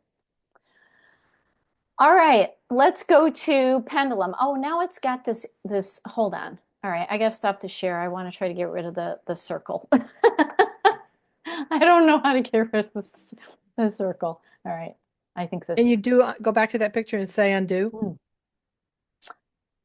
I think I got There you it. go. Oh, wait, what happened? Share. Okay, there we go. Okay, Okay, there we go. Okay. I am going to teach you my favorite cord removal technique with pendulum. This is awesome. So you've already learned in this class how to ask a pendulum if a chakra is depleted or inflamed, because you're going to ask a yes or no question. Well, now we're going to do cord removal. And your pendulum is going to swing the same way. It swings the same way for everybody. And if for some reason it doesn't, when we get to what I call polarity reversal, your poles are probably reversed. Instead of North Pole up here at the crown, you have South Pole. So if it doesn't swing right, hold on, we will get to that and I will explain it. So what you're going to do is you're going to hold your pendulum at your solar plexus. Now, initially, when you're getting, because you are the pendulum, you're getting yourself used to doing this technique. I don't even ask. I don't even say basically the mantra anymore. It just automatically does it. So what you're going to do is you're going to hold it in front of the solar plexus. You're going to ask it to activate, release, and transmute negative energy cords, and it'll spin counterclockwise. If it does anything else, you have a polarity reversal, but don't worry, I have a body layout that you can use.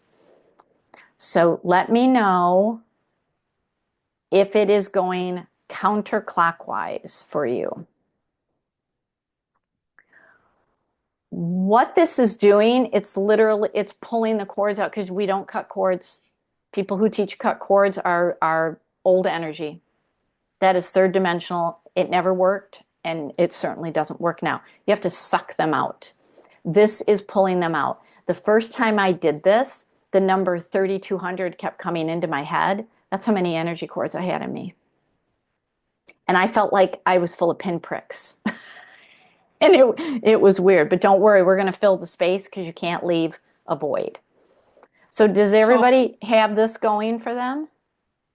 No, mine's not going in a circle. Mine's going back and forth like yes. Okay, it's not going counterclockwise. No.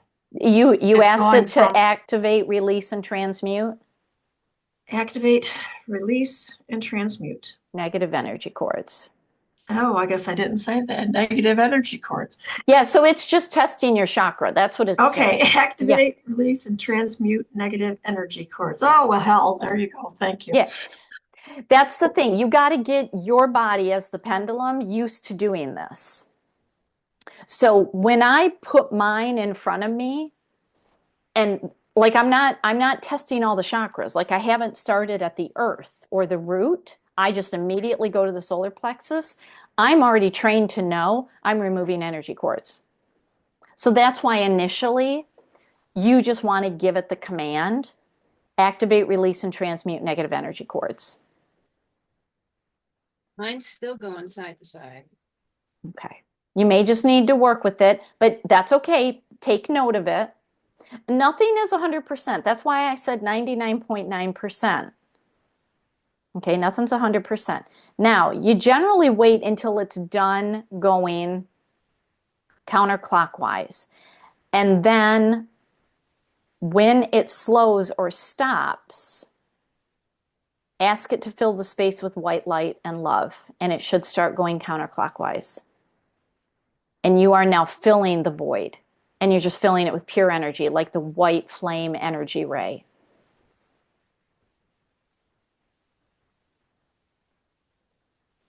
This is really important to do at the end of the day, because you're calling your energy back. Because we dispel our energy all over the place, and then we take on other people's energy. This is a great way to, you're basically saying, get rid of other people's energy and call my energy back to me. Okay. All right, so if it went clockwise first, did it go counterclockwise when you're filling? I will check. Okay, because your poles could be reversed. I had poles reversed. And there's a technique. We'll talk about it later. But you can also use it in a space. You can walk into a room and you can do the same thing. And you can ask to activate, release, and transmute negative energy in a room. And you can literally walk around your house. It's kind of like a crystal singing bowl, but you're using a pendulum. So that's an advanced technique you can use. So just like with working with a pendulum, the more you work with it, the more it's going to work with you. So it may be a little clunky at first, but this is where you have to have basically the coding and the programming down that you are the pendulum. So you absolutely, without a doubt, have to have the yes and no nailed down. Because what it's doing by going counterclockwise, it's like how we use a wand. When we need to unwind an energy, when we need to open something to release, like a pickle jar, we have to go counterclockwise. That is how energy works in this universe. We go counterclockwise. And then when we re-implant energy, when we tighten the pickle jar, we go clockwise. So if yours is doing anything else, you could have a pole reversal. And there is a body layout in your workbook on how to get your poles straight. All right? Any questions about how to use a pendulum like that? All right. Let's go to phantoms. Phantoms look like it's not necessarily a crystal growing within a crystal, because that would be a manifestation. What it is the crystal grew, and these are quartz based. So the crystal grew, you got your six-sided pointed crystal, and then it rested. Something happened and it's like, I'm just going to take a rest. Maybe I'm going to rest for, like, I don't know, 10,000 years. I'm just going to rest. In that time, another mineral came in and sprinkled on top of it. It could be hematite, like what you see on the left. It could be more silica, which is what you see on the right. It could be carbon, which is going to be black. It could be chloride, which is going to be green. It can be anything. And then the crystal said, okay, time to grow again. And so it grew around it and encapsulated that within it. So it just looks like these stacking pyramids. You could have one or you could have multiple. The beauty of a phantom is you know exactly where the C-axis is, because even if they polish the outside, look at the top of the pyramid of the phantom, and that is your C-axis. It is perfectly lined up. You see how that works? Yeah. So phantoms help you push to the next level, because this crystal grew and then stopped, grew and then stopped, grew and then stopped. So if you are in a stoppage and you want to keep growing, which as human beings, we have to keep growing. And the way we keep growing is learning and opening up our mind. As soon as we stop learning, we are dying. So if you feel stagnant or stuck in something, work with a phantom. It levels you up because the crystal grows up, up, up, up. It keeps going. And it even helps you access your own personal soul records of, why am I stagnant? You instantly get the answer when you are holding these crystals and asking a crystal a precise question. If you do not instantly get it in your mind, you got some blocks. You got some blocks happening, and there's loads of crystals you can work with. Just keep working with them and it's going to start unblocking, and then you're going to get the answers, and that's exactly what intuition is. You just got to clear out the hair clogs in your drain pipe here. So this is a crystal that's going to push you to the next level. All right. Any questions about phantoms? I think I have some hematite phantoms. I think. I think you all know my inventory better than I do because you screenshotted that, and I can't look at it on my screen when I'm running a PowerPoint. So you know better than I do. All right, let's go to rainbows. Oh my gosh, rainbows. It's the inclusions inside. When the light hits it from the outside, it's going to be iridescent. Oh my gosh, I love rainbows because they just make you happy. When we see a rainbow outside, how do we feel? We feel awesome because a rainbow generally comes after a storm. So if you've had a storm or if you are in a storm of chaos and challenges, start working with rainbows because it helps with depression. It helps you get out of the chaos and the sadness and to see the good parts that are in your life rather than being so laser focused on the chaos or the challenge or the trauma or the trouble or the limitations. They really help with having an abundant mindset because our mindset either goes to lack or to abundance. When it goes to lack, it is laser focused on everything that you don't have. Like you look at your goals and you're like, oh, why don't I have that yet? Why does this keep happening? Why don't I have enough money? Why am I always sick? Why? You're just so focused on the lack that you're going to get a lot more of that. But when you shift, and I mean, I've worked with people who lost their jobs and they got a really bad medical diagnosis and they were financially broke and everything was going wrong. And I'm like, you have got to find one thing in your life that is going right. One thing. You laser focus on that. That's gratitude. You block the rest out. Laser focus on that. And then next thing you know, you're going to find one more thing that is going right. And then you're going to find another thing that's going right. These crystals help with that.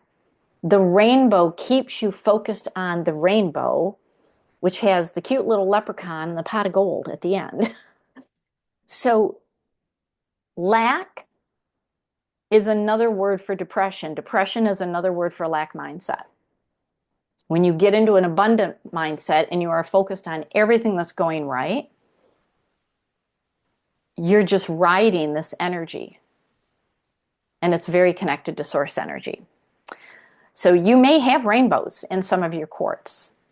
I have seen rainbows in amethysts that are very transparent, like you can see through them. I have seen rainbows in citrine. Obviously clear quartz. You can get rainbows in Branbergs. You can get rainbows in Lemurians, Himalayans, Tibetans. But it's quartz based.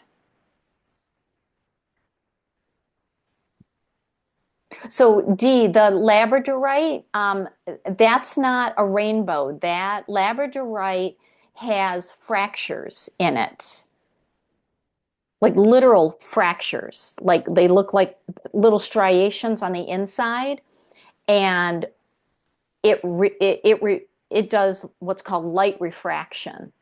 So when the light hits it, it's hitting the fracture.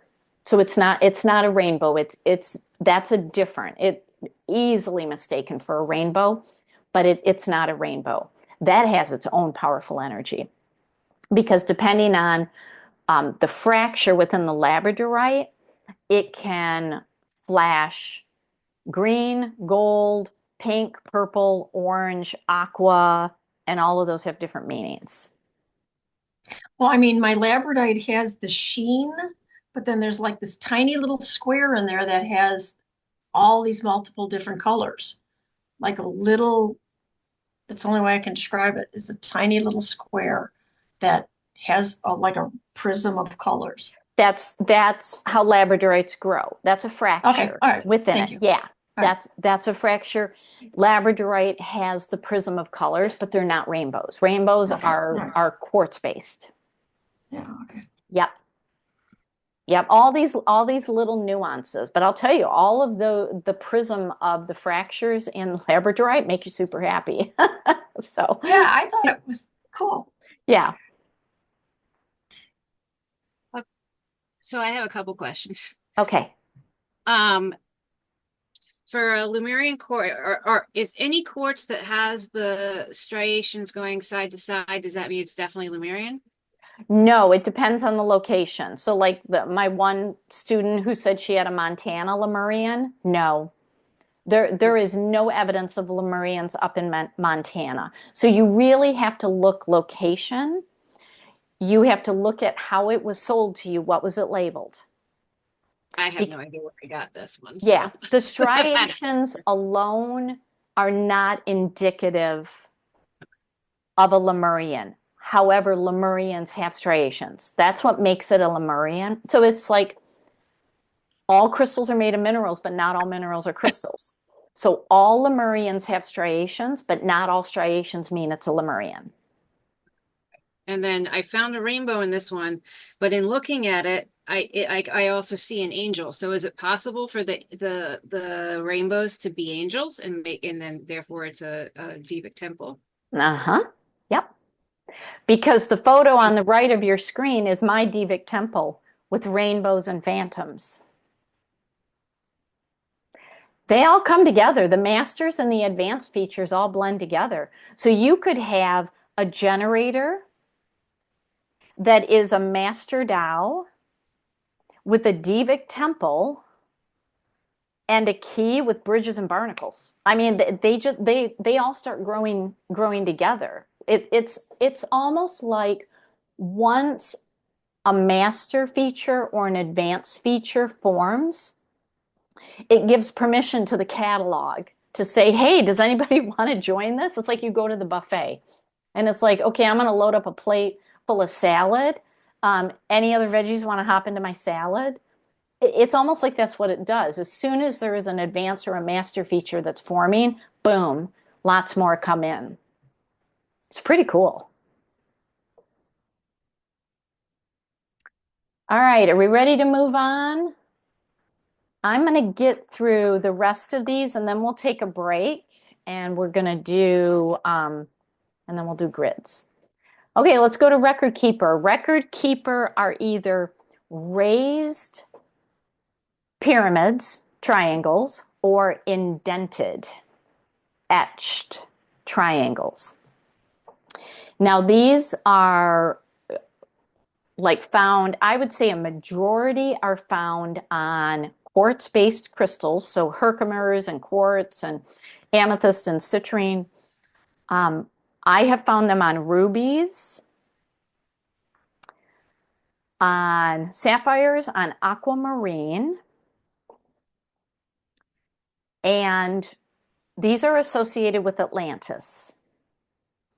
And it's how Atlantis embedded their energy. So the Lemurians are how the Lemurians embedded their knowledge. The record keepers are coming from Atlantis. So a lot of this can be, hey, we screwed up. Here's our knowledge. Like, don't do it again. I mean, it can be very, very instructive. When it's a sunken triangle, it is information stored in the crystal from Atlantis. And when it's raised, this is a crystal that is personal. It's got personal information for you. So it's not about Atlantis. It's for you. So it's very much like a Lemurian. Like, hey, I got some information for you. And depending on how you hold it, like the crystal in the middle, that's my Nirvana quartz. It has, and it's really hard to count them. I have to use my jeweler's loop. It has at least 36 etched, embedded record keepers. But depending on how I hold it, the record keepers could be pointed up or pointed down. On a ruby, there's no way to know if it's pointed up or down because of just how the ruby is shaped. There is no up or down to a ruby. But if it's upside down, with the point going down, um, that is a key to the future. And if it's upright, it's a key to the past. And what this taps into is called the threefold law, or the law of return, that what you put out comes back threefold. So again, we're tapping into the three energy of the 369, because that's what energy does. It comes in threes. This is sacred geometry that is literally embedded into the crystal. And sometimes the triangles, especially if they're etched, they can be very microscopic. So your jeweler's loop is going to help, or you can use silly putty. Press silly putty into it and then look at it. And that's what I had to do with this. And that's why I know there's over 36 in this. But yeah, you just either, if it's big enough, you press your thumb into the triangle to activate it, or you can just kind of rub your thumb over it. And you're going to hold it in your receiving hand, your non-dominant hand, to receive the information. And just ask it to reveal its wisdom. What has it got for you? Because it got your attention. If it's in your hands, it got your attention. So you can just ask it, reveal your wisdom. Either wisdom of Atlantis, or what do I need to know? What do I need to know for my life so that I'm on the right path? So you're going to want to check your quartz, and I love it when they come on the rubies because they're stacked. So the one on the left is one of my rubies, and it's got 6 stacked record keepers on it. Again, 6. There you go. 369. Any questions about record keepers? I don't find these very often, and they're usually not labeled. Sometimes they are. It depends on the qualifications of the seller. Any questions? Is this one that we should only buy in person? I'm trying to find, because I had seen them online, but they were in a blue stone. But I don't remember what the stone was, so I'm trying to find it again. A blue stone. Huh. Yeah. I mean, they could So- grow on demoterite included quartz if there's demoterite on the inside. No, I mean, if it catches your eye, I mean, you don't have to buy these in person. I mean, some people do best buying in person. Other people are very skilled buying online. The only thing that I would recommend never buying online is a crystal singing bowl. Yeah. Can it be faked though? I guess that's my question too. Like, can they, here they are. It says ruby. Oh yeah, ruby. Yeah. Oh, it's Absolutely. sapphire. It's sapphire because it's Yeah. blue. It's a sapphire. Absolutely. Yeah, sapphires can have them. Can they be faked? Can someone like make these? You got to look at the whole crystal. Is it raw? Or has it been polished? Like you got to look at the whole crystal. If it's all polished, you would have to trust that the person who polished it knew that those were record keepers and they were going to stay away from them and they were going to polish the rest. This is where you have to know who you're buying from. You have to ask the questions. So I don't know how to answer that. Anything is possible. Anything could get in there and they could try to chisel it. If it's raised, I think that would be very hard to do. These Yeah. are all. So. Yeah. But you absolutely have to know your buyers. I mean, this is the one thing that I'm a broken record. Just do not randomly go online and start buying from people. Mm-mm. These are people I've bought from before, and they Okay. avoid. Good. But So yeah, so okay. ask them a crystal, or ask them a crystal. Ask them a question. Okay. Yeah. Ask them questions. Yeah, because they're. How much are they? Are they normally expensive? Because these are $6. Oh, sapphire. Sapphire is a lot more than that, unless it is crystal quality, not gem quality. Well, it's half price, so it's normally $12, but it's not gem quality. It's crystal quality. Okay, so then that's probably real. And it depends on how big it is. So this is the thing. It's not like you can go online and ask what is the fair market price for a sapphire. It depends on when they bought it. If they bought it 10 years ago, they got it for a much lower price than now. Yeah. And I'm really sad to say crystal prices are going to spike. Oh, Probably starting a year from now, which is why I'm going to stock up heavily in Tucson, because the crystals are already they will start arriving in Tucson after Christmas, because tariffs are going to hit, and they're going to hit the crystals. so it's And a vast majority of crystals come from overseas, and they go on the big boats and they come in. They come into the ports. They come into the port of Los Angeles, and then they get on the big trucks and they come into Tucson. So that's why I say you can't go online and ask what's the fair price of a Lemurian. It depends on when they bought it. You know, I have some crystals in my store that have been here for a couple of years. Really good prices. If I were to go out and buy them now, they'd probably be twice the price. So it depends on when they're buying, where it was mined. Arkansas quartz is cheaper than Himalayan quartz. It's, yeah. And there's a lot that goes into pricing crystals, a lot of factors. All right, let's move on. Let's go to scepters. Oh my gosh, scepters are so cool. These are really cool. And I have only had scepters in one particular type of crystal, and it's called a Shangan smoky amethyst. Shangan is Shangaan, and it comes from, I don't have any right now. It comes from a communal society in Zimbabwe where they do the mining, and then the community processes the crystals, and they decide how many crystals are going to go out into the market that year, and then all the money comes back to benefit the community. Did I tell you the story when I was talking to the father and the son about the ethics? Yeah, I told you that on day one about the ethics. And he was talking about how they put the kids mining with them when they're 4 or 5 years old.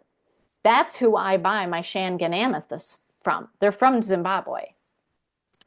And you can find the scepters. Now, you can find them in other types of crystals, but this is where I am primarily finding them. You can find them in candle quartz, where the inside is the primary termination. That's kind of like the handle of the little scepter wand. And with the candle quartz, it almost looks like melted wax over the top of it. And I can get my hands on candle quartz. I've had it in the store. I don't have it right now. I can get my hands on that. And oftentimes they have scepters. But what it is the internal point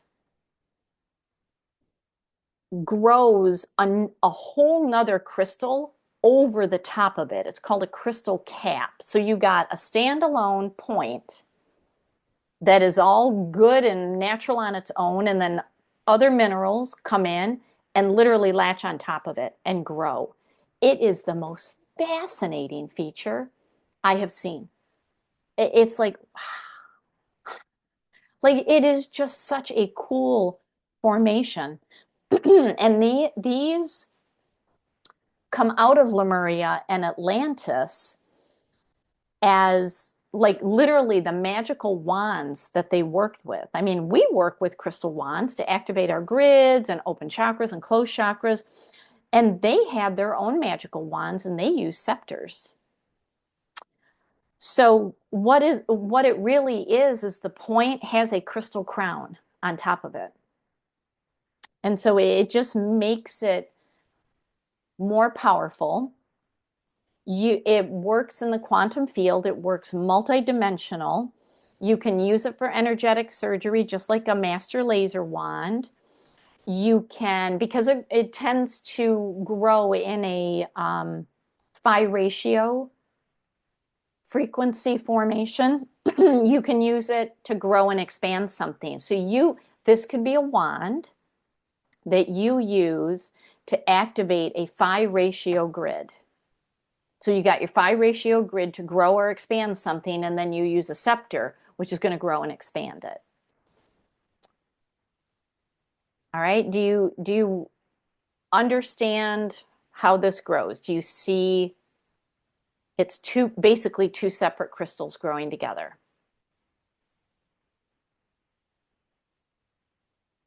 You got the wand part, and then you have the crystal crown on top. I need to get some more of that Shangan amethyst because it also has hematite flecks in it. It's really cool. And they have master features and advanced features. They've got keys, Divic temples, Dows. I mean, they are very, very cool. They are very cool crystals. Not easy to find, but I got a father and son that I can buy from. All right, let's move on. I'm going to just touch on this briefly. Do any of you love the crystal skulls? Anybody? Nope. Nope. Okay, I'm just going to touch on this briefly. Liz had her hand up, Allie. Oh, you like oh, I'm not, for some reason you're not showing up on my screen. Hold on, I have to, oh shoot, what did I just do? What did I do?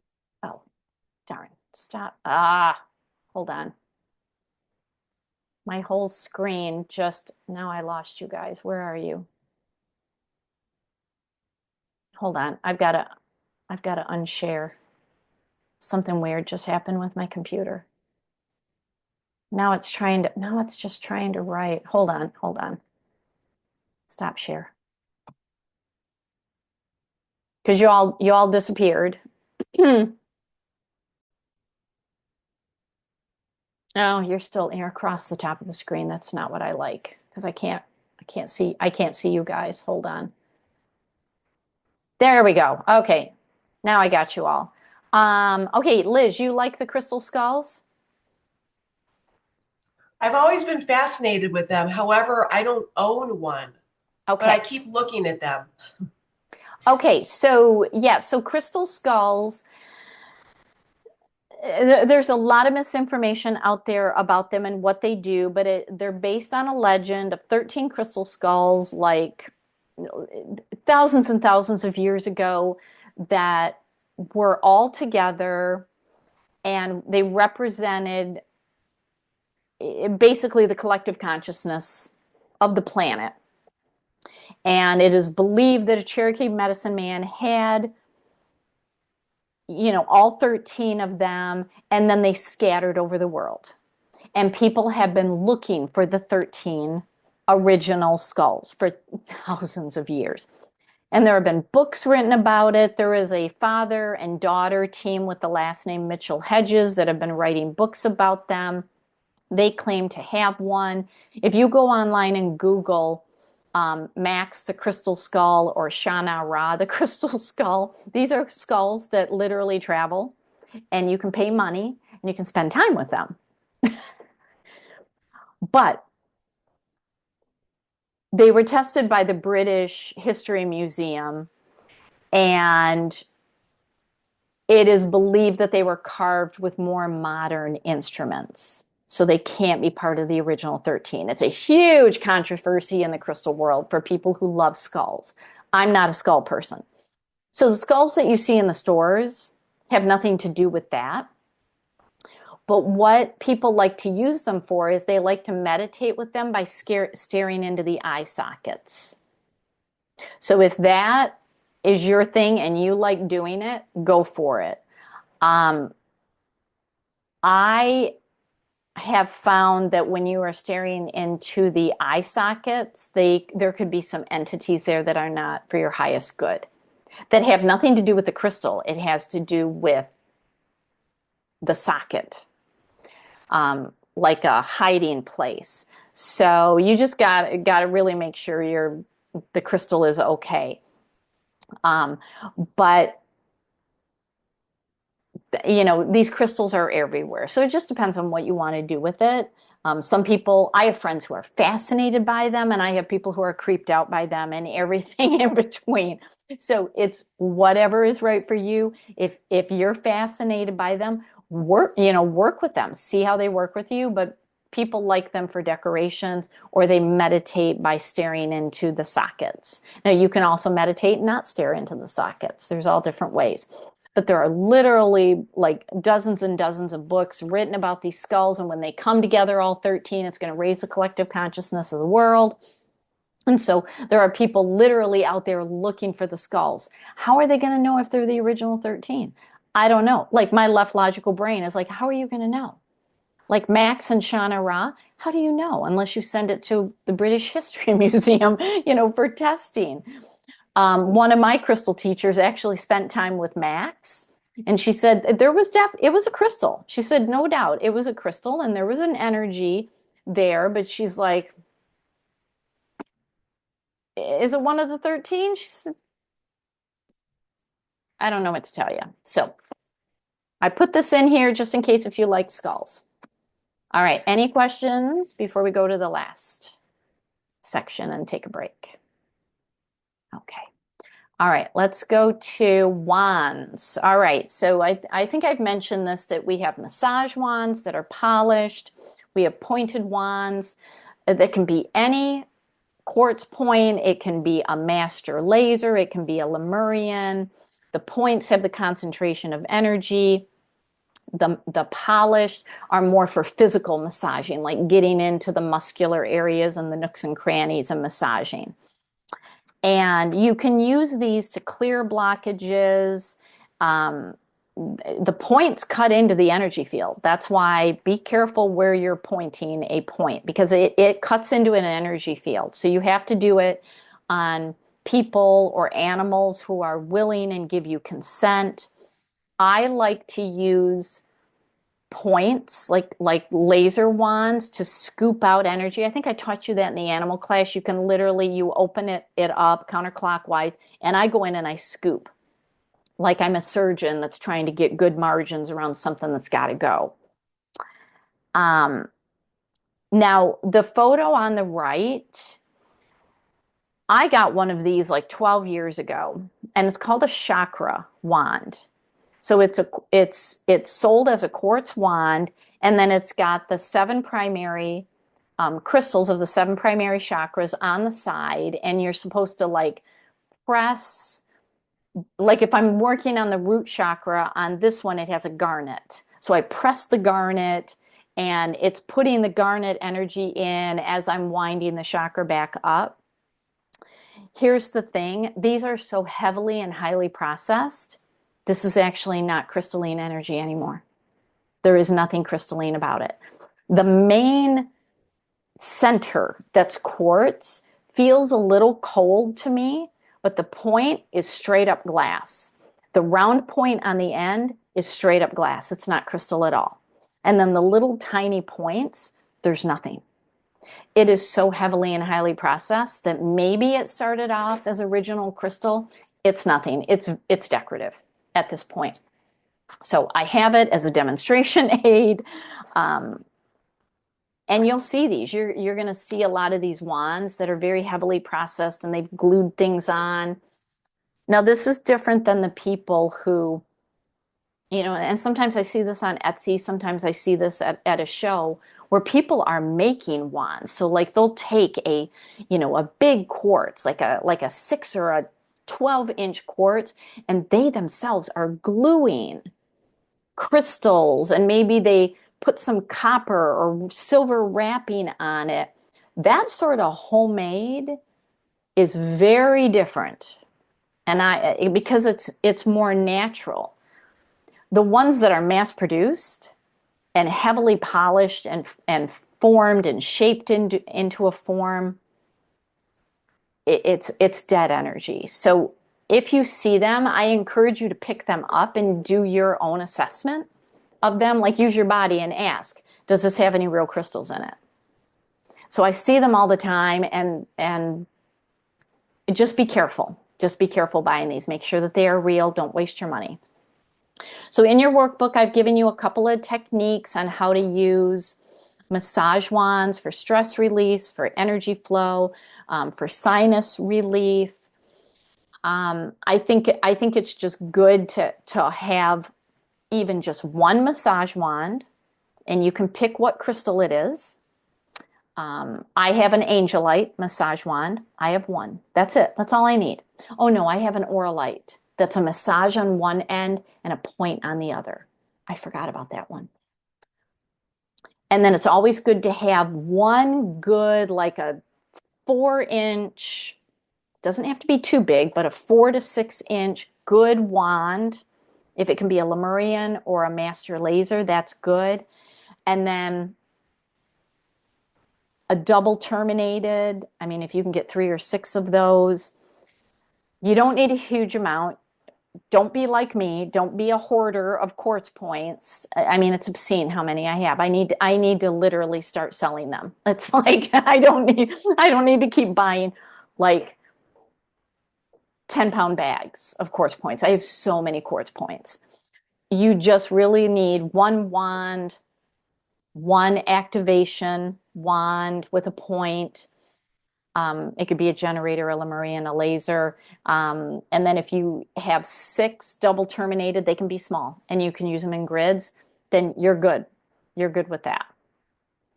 All right, we are due for a 5-minute break. Do you have any questions? Because next we're going to come back and talk about grids. Yeah, I just have a question about, I did wind up getting a selenite. It looks more like a rod to me than, a wand, but let's say Yeah. it's a wand. Yeah. And of course, I do massage. And I would prefer to use it on the body, but how would you clean that? Because you can't put it in water and you can't put stuff on it. Yeah, selenite, I would not recommend touching the Yeah. body Yeah. because it is Mohs hardness too, and you could Right. leave a little sliver Okay. in the body.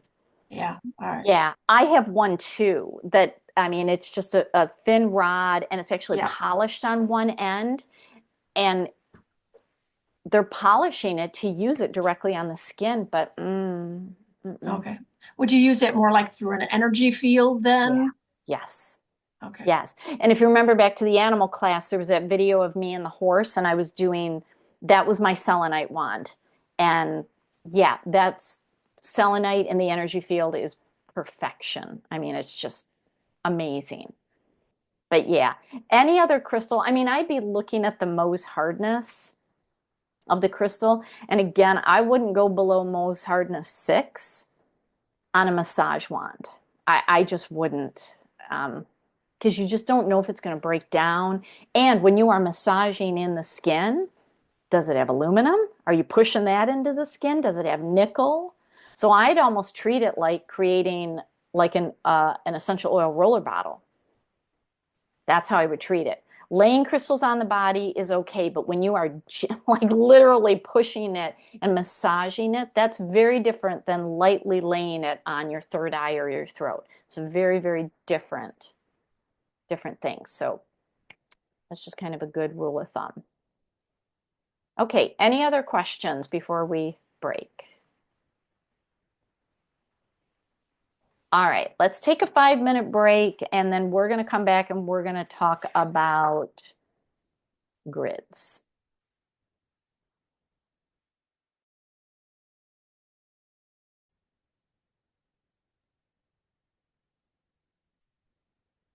All right. We're going to go back and talk about the sacred geometry that I talked about on day 1.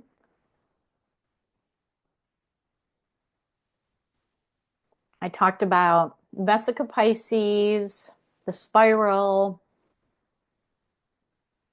the infinite hexagram, Metatron's cube, and I'm going to show you the videos on how to activate them. And you're going to get the links to these videos. So, don't don't feel like you're not going to know how to activate them. But let's see, where was that in your workbook? That was back 22, page 22. Yeah. Okay. So, but before I get to that, I want to talk to you about advanced grids. I would not create advanced grids until you feel comfortable with a basic grid. So the basic grid is using the 3 formations you learned in the animal class and using no more than 3 types of crystals. Clear quartz should be one of them, and then 2 other crystals. When you get comfortable doing that, like, simplicity is best. You can get really complex in these grids, but simplicity can be very powerful. And you can use the advanced crystals that we talked about in this class. Like, you could make a flower of life solely of Herkimer diamonds. I mean, it's powerful. It's very powerful. I mean, the simplicity, I really want to emphasize that. Keep it very simple.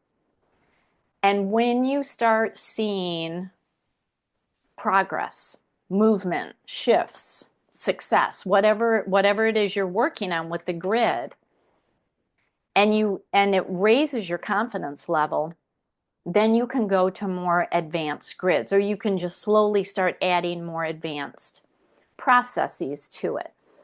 So in your workbook, I've given you my process of how I'm doing the grids. And you can still use this process for a basic grid.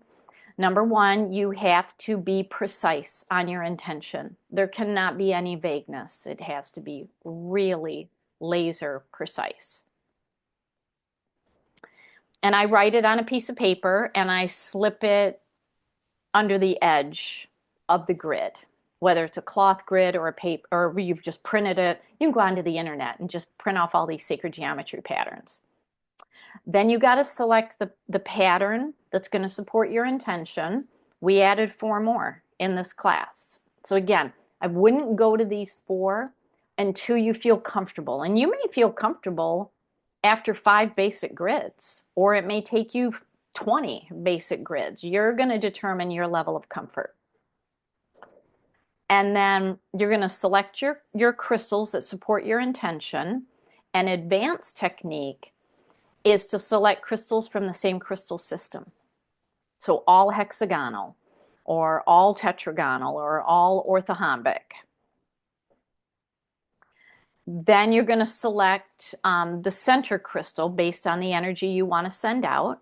Is it going to be a single point, a single terminated? Is it going to be a cluster? Is it going to be a sphere? What is the energy that you want to send out? With advanced, where you can start ramping up your grids is larger formations. So this is where you can go on to Etsy, and some crystal stores sell cloth sacred geometry grids. And you'll see, I'm going to walk you through a couple of grids that I have, and you'll see the flower of lives are a lot bigger. So it's a lot more crystals that you can add. That on its own is an advanced technique. Okay? You can add colors to the grid. So the grid could literally be printed in yellow for empowerment and solar plexus and wisdom and self-esteem. You're using color energy. An advanced technique is to add more clear quartz amplification points. So instead of 6, maybe you go to 12.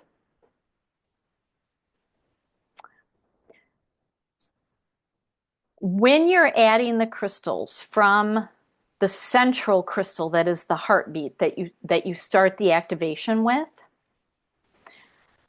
you think about what is the first crystal that center crystal is going to hit. If it's a flower of life, what is that center ring? What is the first ring? Because now you're creating a domino effect. That is a basic technique, and that is really an advanced technique as well.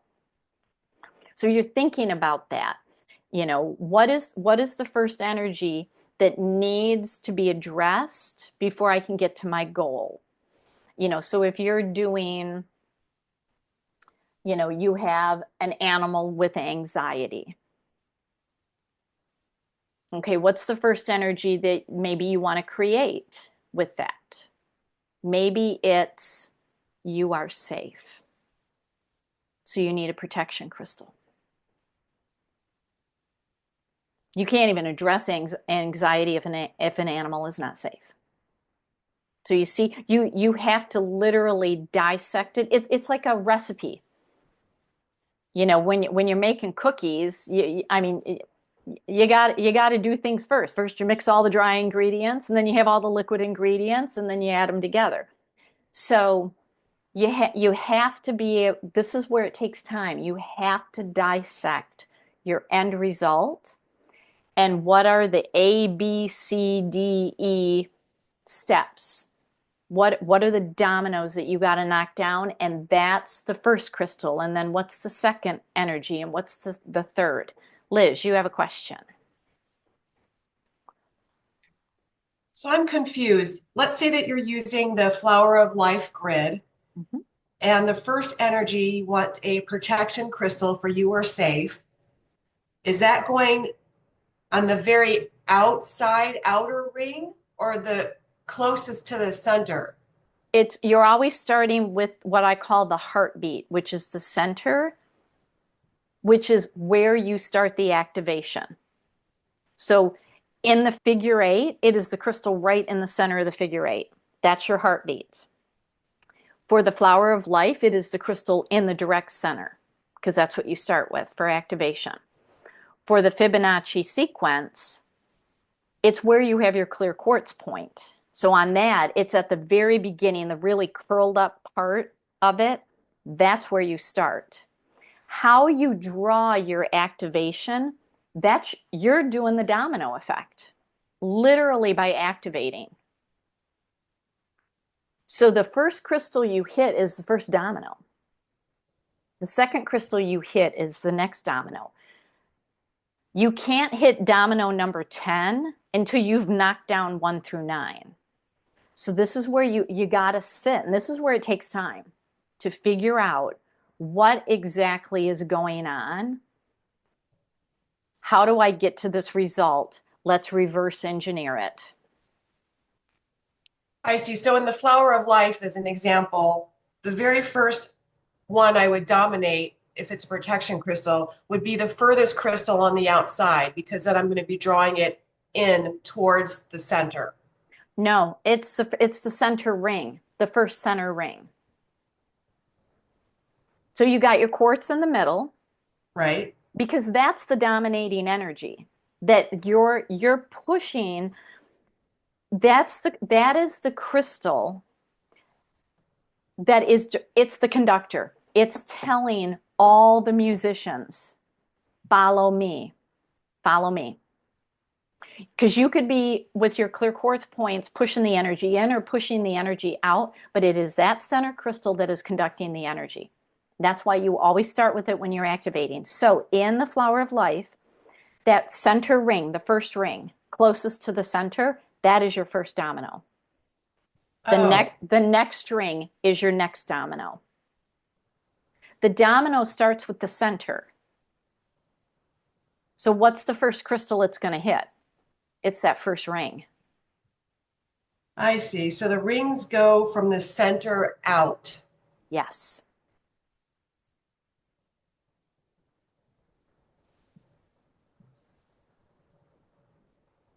That's why when we activate, we are always starting with the center crystal and drawing from there. The activation activates the domino effect.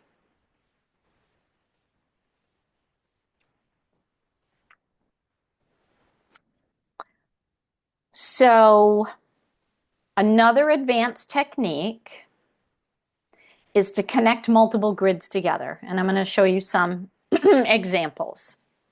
So you have 2, maybe 3 grids, and they are all connecting. So you activate one, and then you connect it, and you activate the second, and you connect it, and you activate the third. And I typically have them right next to each other because they're blending their energy and they're feeding off of each other. Another advanced technique is you anchor the 4 corners of the grid. So whether it's a cloth or a sheet of paper, the four corners, you anchor it in something very grounding so that it's anchored into this timeline on this dimension.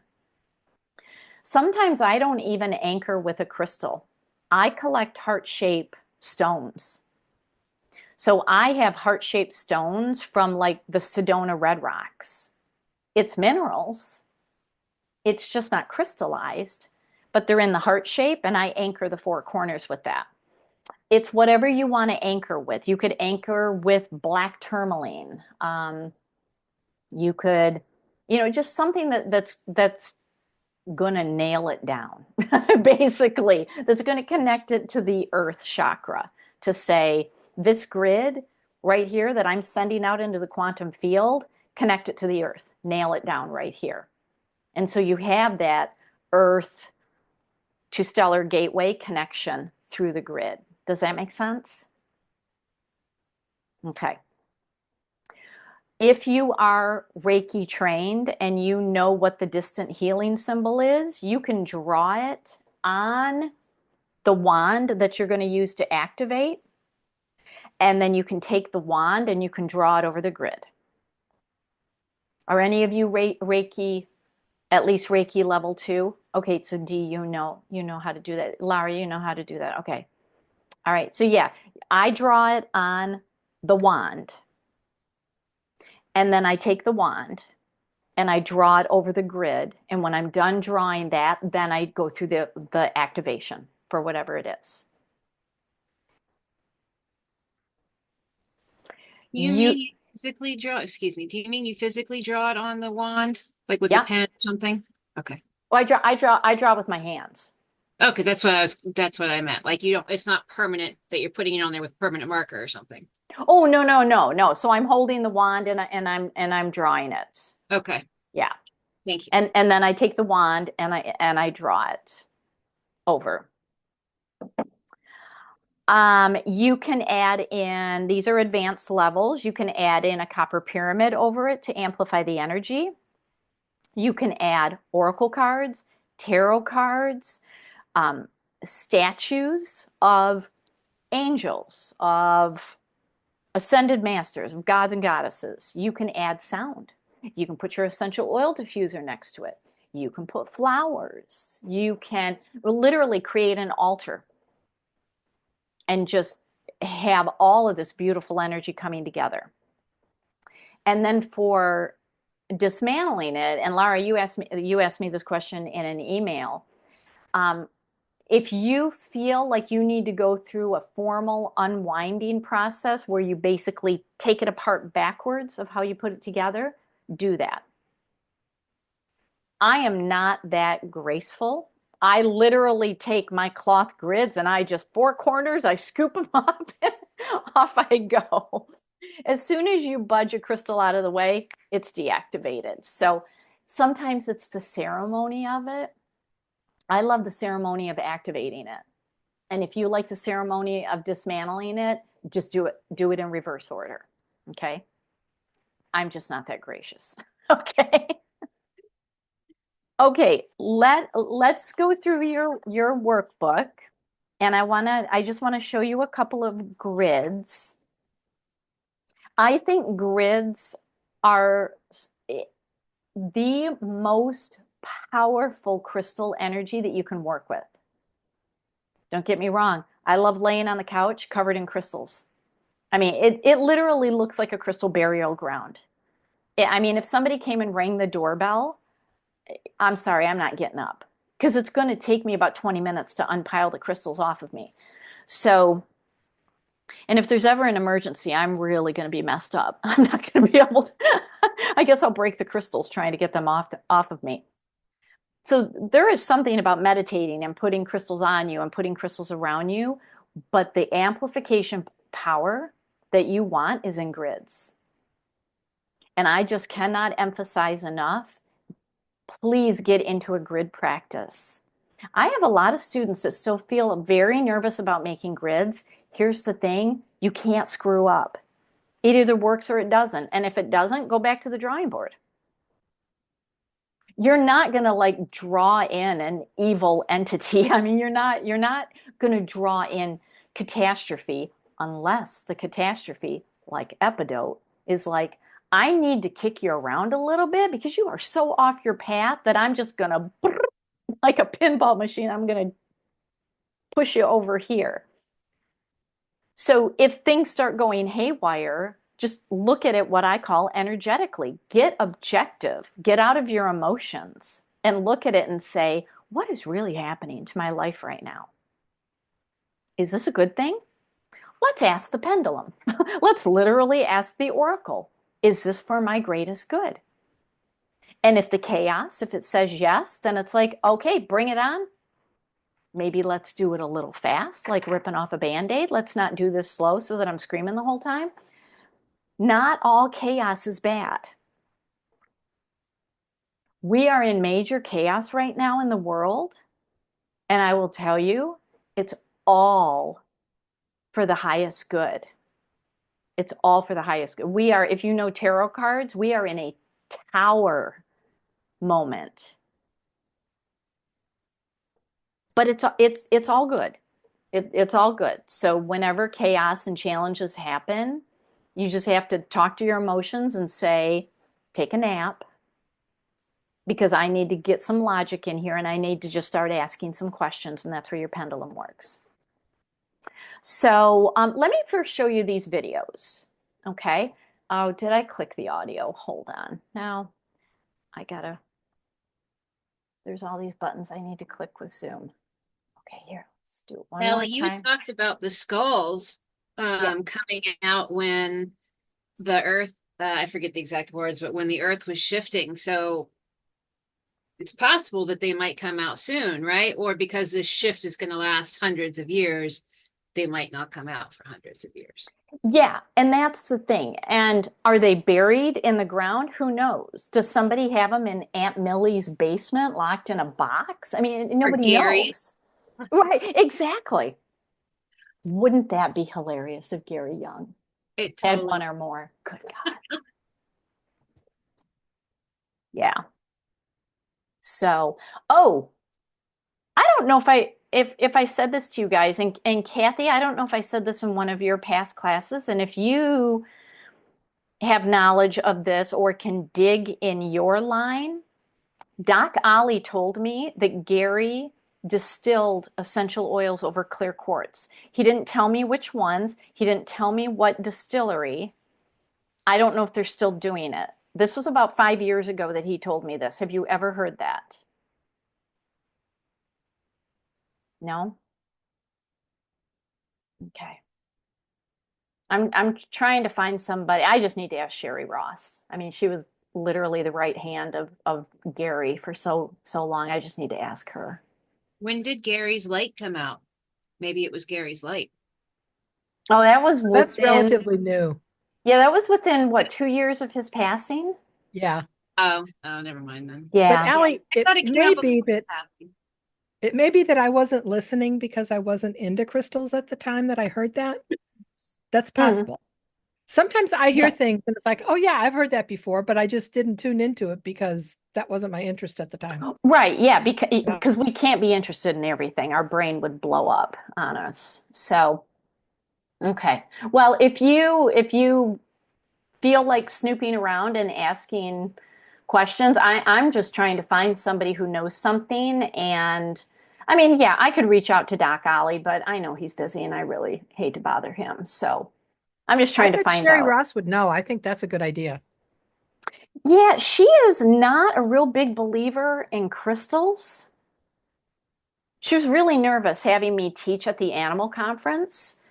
And I'm Okay, like, that's funny, considering all the wrong things she allowed at that conference regarding crystals.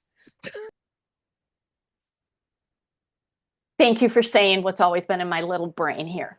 Um, yeah, she was very nervous. She gave me very clear instructions, and I'm like, you know me, but clearly you don't know me. I'm going to keep it logical here.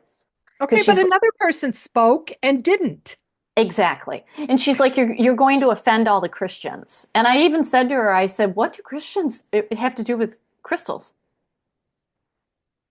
I said, crystals have nothing to do with religion. And she said, but they're just going to get offended. And I said, then I'm going to address it straight up front and say, right at the front of my presentation in my disclaimer, this has zero to do with religion. And she's like, okay, but I just really need you to like walk a fine road. And it's like, oh, But but that okay. didn't match. She didn't carry that through to everyone else. I know. Okay. Yeah. She spoke to the expert that way. Yeah. She didn't Yeah. speak to the non-experts that way. Exactly. Exactly.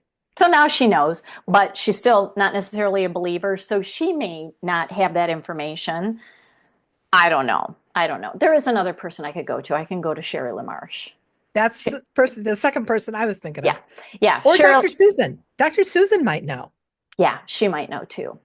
So, but I'll go to Sherry LaMarche. I can actually send her a text when we're done with class. She, if anybody would know, and Sherry LaMarche has a lot of crystals. So, okay. Yeah, Dr. Susan's probably 50 minutes from me. I've taken my animals to her. Yeah. Yeah. So, okay, I'm going to show you the videos on how to activate. You're going to get the links. And then I'm going to walk you through a couple of grids that I think are notable, and I'm going to explain them. So, okay, here we go. Here's the Vesica Pisces. This is the simple Vesica Pisces formation, and it's where the art of grid making can really come into play. Now, like I mentioned in the basic class, using crystals in replicating patterns of 3 draws in a very magical, energetic power. So with this formation, you're going to have your center crystal, and then you notice that there's 3 bands around this. And not only do they make a point on the outside, they make a point on the inside. So it's like a perfect, a perfect circular formation. So what I've done is I have just 3 base crystals in each arm. Here I've got blue lace agate, I have celestite, and Herkimer diamonds. And then along these bands, I put points. Double terminated points are great. If you do single terminated, you need to blend according to the pattern that they are in. So what I do is I start at the center and I start drawing the first formation, and I even pick this one up, this double terminate, or this tantric twin on the outside, and I'm making this complete circle, and I do it 3 times. So there's 3, and now I'm drawing this one. There's 1, 2, 3, and then 1, 2, 3.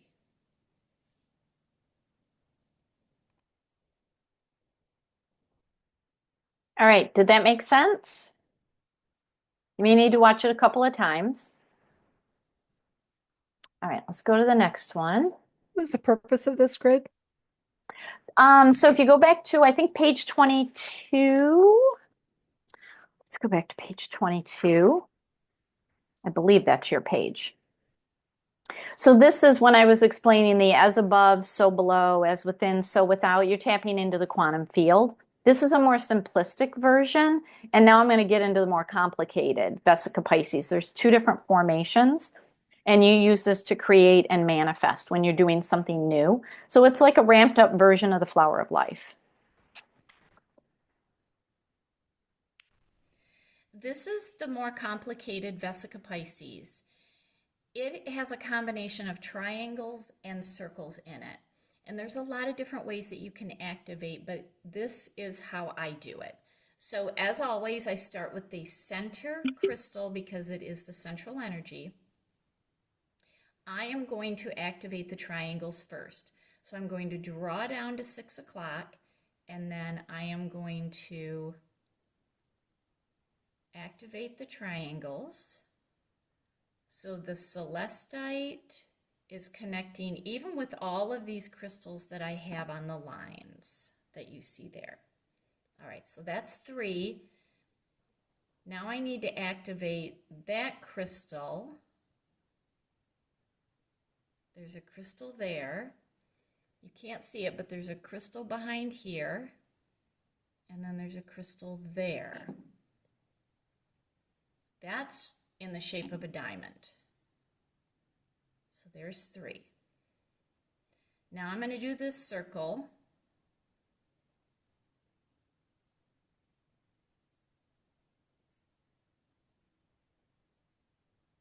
And then I'm going to do this circle.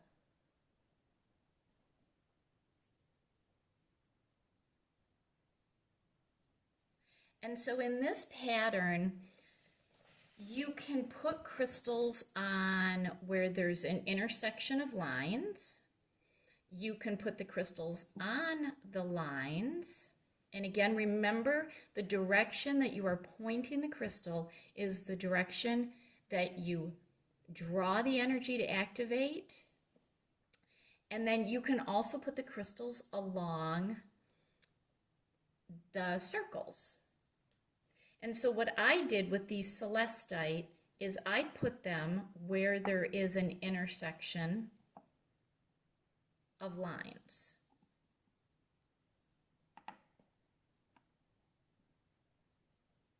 So there's a total of 6.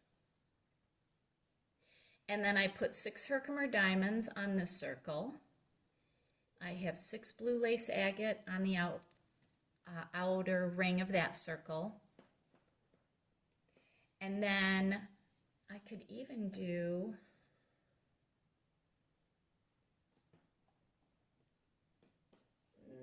I'm missing another another point. I'll just have to use this one. But on those lines here and here, and there's a line back there and there, on the lines you can even put points. So again, this is where the artistry comes into grid making, but that is one way that you can activate the grid. Now you could certainly start at the center, draw down, and you could do the circle first. And after you do that first circle, you can then do the second circle. And then when you're done with the second circle, you can do the triangle.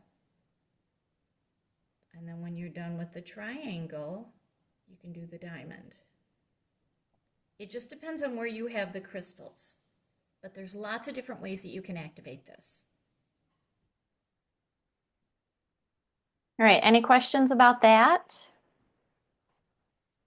So it really doesn't matter what way we go first, which way we go first. No.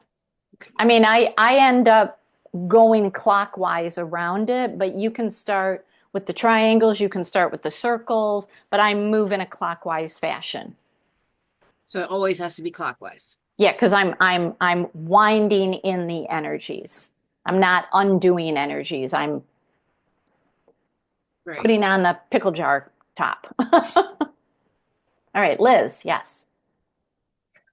Since you mentioned that you still have a lot of students that are a little hesitant about doing grids, would you ever consider doing like maybe a 1-hour class just strictly on grids and grid basics? I mean, I know you have all the stuff in your workbook already, but it's like it helps to like talk it through and see videos and, ask live questions. Yes, and that is 99% positive that's going to be the topic in the crystal cluster this month. But, if you're not in the crystal cluster, yes, I could absolutely just email all of my crystal students and say, hey, if you're not making grids, if you're still uncertain, yes, I could absolutely do something like that. And I've actually had that thought of doing that because grids are fun. They are fun to work with. So I don't ever want anybody to be nervous about it. So thank you for putting that back in the forefront of my brain. But I am 99% sure that's even going to be the topic in the crystal cluster this month. So, Okay, thanks. yeah. And and I'm happy to even share that video with you all since you've invested in this class. I could even share that recording with you if you're not in the crystal cluster. So just as a little thank you gift, I can share that. So, How do we get into the crystal cluster again? oh, I'll send you're going to get an email probably tomorrow, or Monday at the latest, because it's going to give you all of your certification information of what you need to do. There'll be a link in that. I thought I put a link in after your animal class, the email that you got. You probably did, and I'm just not thinking. Okay. All right. So yeah, I will let you know about that. Okay, let's go to the next one. Here's the spiral. This one's easy. The spiral formation is also a very simple grid to activate, and it's going to feel a lot like activating the flower of life.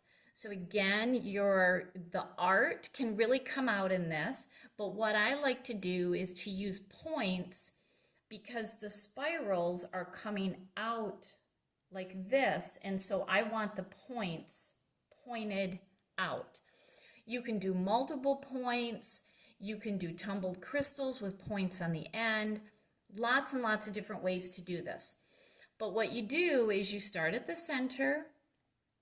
I draw down and back. I draw down and back. And I'm going with the formation of each of the arms. And you're going to go around 3 times. And then you can also do this clockwise where you're connecting all of these crystals. 3 rounds clockwise. And that is an easy way to activate the spiral grid. And I like to put the spiral grid in a window so that these arms are going out the window and into the energies. All right, I think we got one more left. Oh no, we got 2 more left. Activating the infinite hexagram is like activating the flower of life. Again, a very similar formation to the flower of life where you have a center active crystal, and then there are points in the middle, intersections where you can put the crystals all around this. Now, what is also interesting is you can put crystals along the lines, and if you put the crystals pointed in a clockwise where the arrows are going clockwise, you are drawing in energy. And if you reverse the points, you are undoing an energy. And if you do that where you're undoing an energy, when you're done, you then need to refill it. So you'll have to reverse the points so that the points are going in a clockwise manner.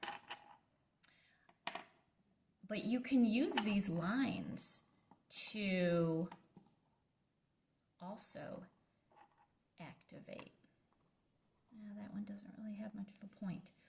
So a lot of creative ways. I mean, all of these little lines, you could put points. So you're going to activate it just like the flower of life. You're going to start at the center. You're going to draw down to 6 o'clock and then back up. And then you're just going to start moving clockwise all the way around.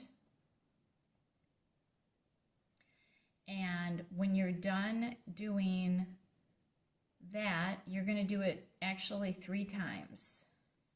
You're going to do it 3 times.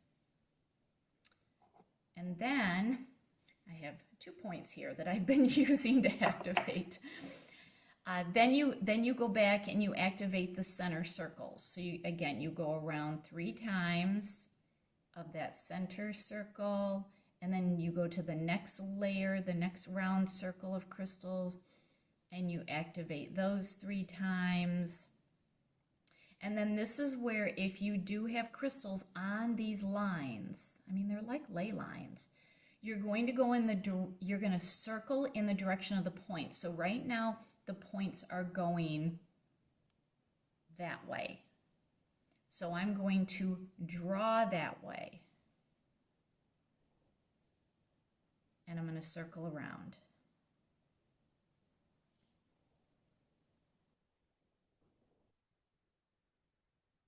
All right, Dee, you have a question.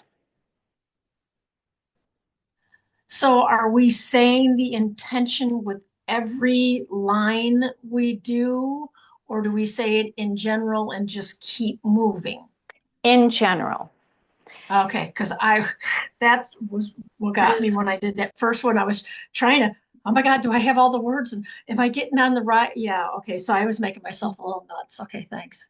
Yeah, and once you get comfortable and get into a rhythm of doing this, you may find, like I do, that I say the intention 3 times.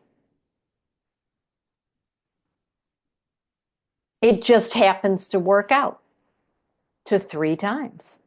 But if you say it once, it could be long, then that's okay. Or you could say it right at the beginning and then really focus on activating and you're not talking. So find what's comfortable for you.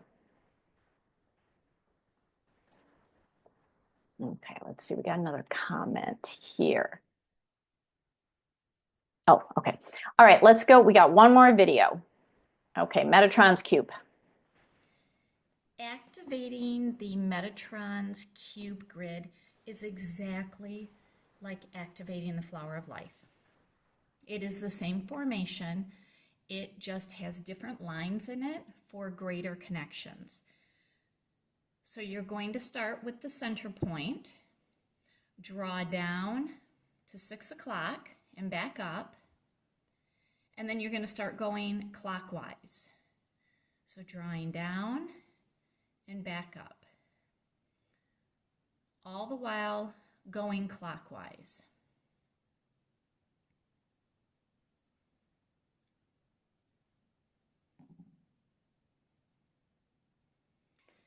Now remember, you don't want to move any crystals out of the place. Otherwise, you got to start again. All right, so that's one complete circle. So you're going to do that 3 times. Once you're done doing those arms of the grid, you're going to go back to center, go down to 6 o'clock, and you're going to do the first circle. And you're going to go around 3 times. And then when you're done with that circle, you're going to go to the next. And this is picking up the crystal in that circle as well as this and this. So you're picking up all of those. See the domino effect? That one, I didn't move it out of place. Thank goodness. And then when you're done with that, I have double terminated, not double terminated, I have tantric twin points all around the circle or all around Metatron's cube. And so you go around 3 times with that.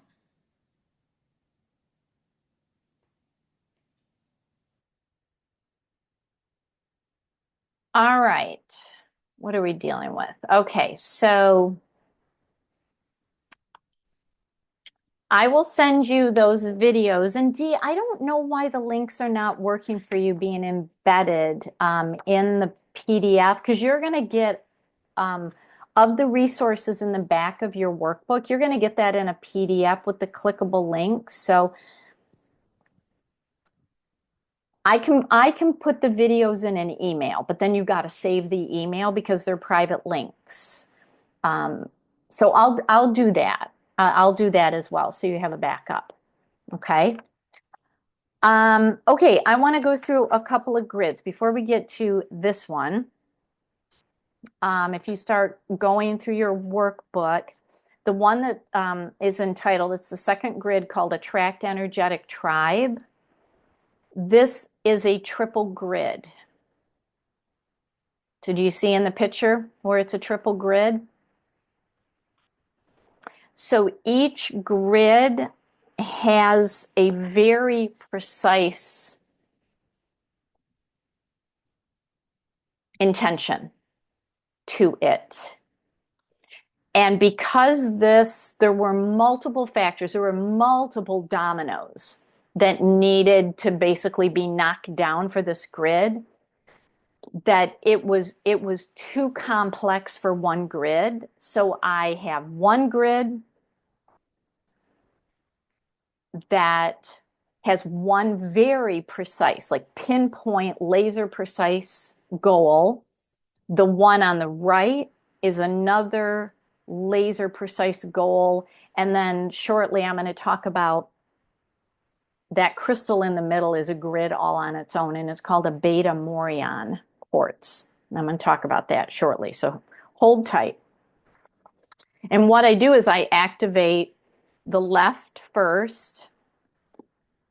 And when I'm done activating it, I touched my wand to the center crystal, that beta Morion.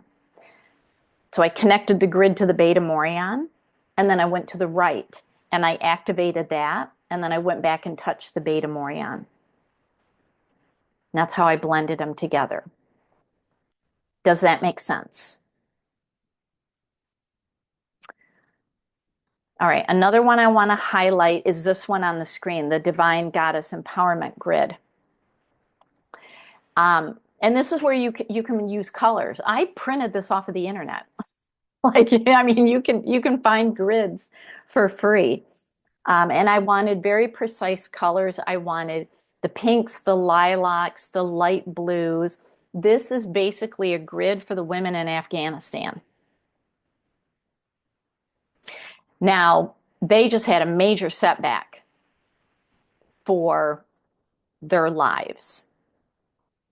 But sometimes things get worse before they get better. It's actually called a healing crisis, okay?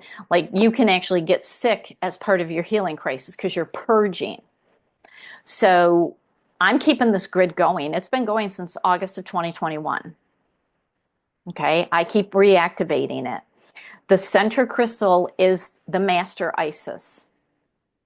Okay, that's empowerment. So I very specifically chose that center crystal as a Master Isis. The first ring is rhodochrosite because the first domino that has to be knocked down is the rise of self-love. These women have been suppressed the entire history of Afghanistan. They've had bits and pieces of freedom, but not really. They gotta find their own self-love, which is empowering. That's the first domino. The second domino is moonstone, which is all about rebirthing who they are and change. It's a goddess crystal. The outer ring is a combination of prehnite and kunzite. Because with the prehnite, they've got to face fear with love. And the kunzite is awakening that shut down feminine energy. That's very protective. And then I anchored the four corners of the grid with chrysocolla and quartz because that's all about speaking truth. You see how the dominoes go? That's how to think about grids. Always think domino effect or one ripple in water. That's you're throwing a rock in the ripple in the lake and it's rippling. So I wanted to go through that. This one I built in last December when I unexpectedly lost my dad. And actually, I didn't build it in December. I probably built it more like in April, probably in April. It was in the spring. I just was having trouble accepting. I was stuck in the unacceptance phase of his loss. This grid sits on my nightstand and it works on me all night. And it really is helping because I am in the final phase of the 1 year, coming up on the 1 year anniversary. So a year ago, this was the worst time. I remember teaching this class online and literally every 5 minutes looking at my phone, like, is my dad going to call me like he's collapsed or dropped dead? It was horrible. So this grid has really, really helped. And look at the anchors. Look at the anchors. So bottom left, my Brandberg. Upper left, black moonstone. I needed nurturing. Upper right is my pink Himalayan. Bottom right is thulite. And I haven't talked about thulite.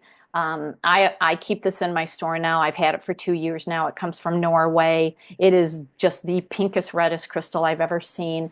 And it is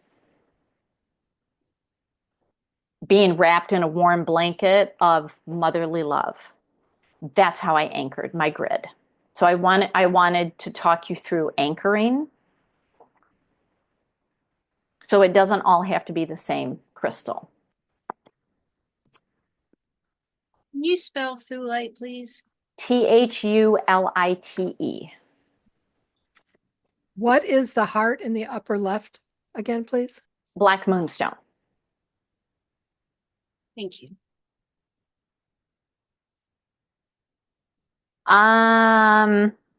All right, before I get to this, if you turn the page, there is a grid called Mindset Reset.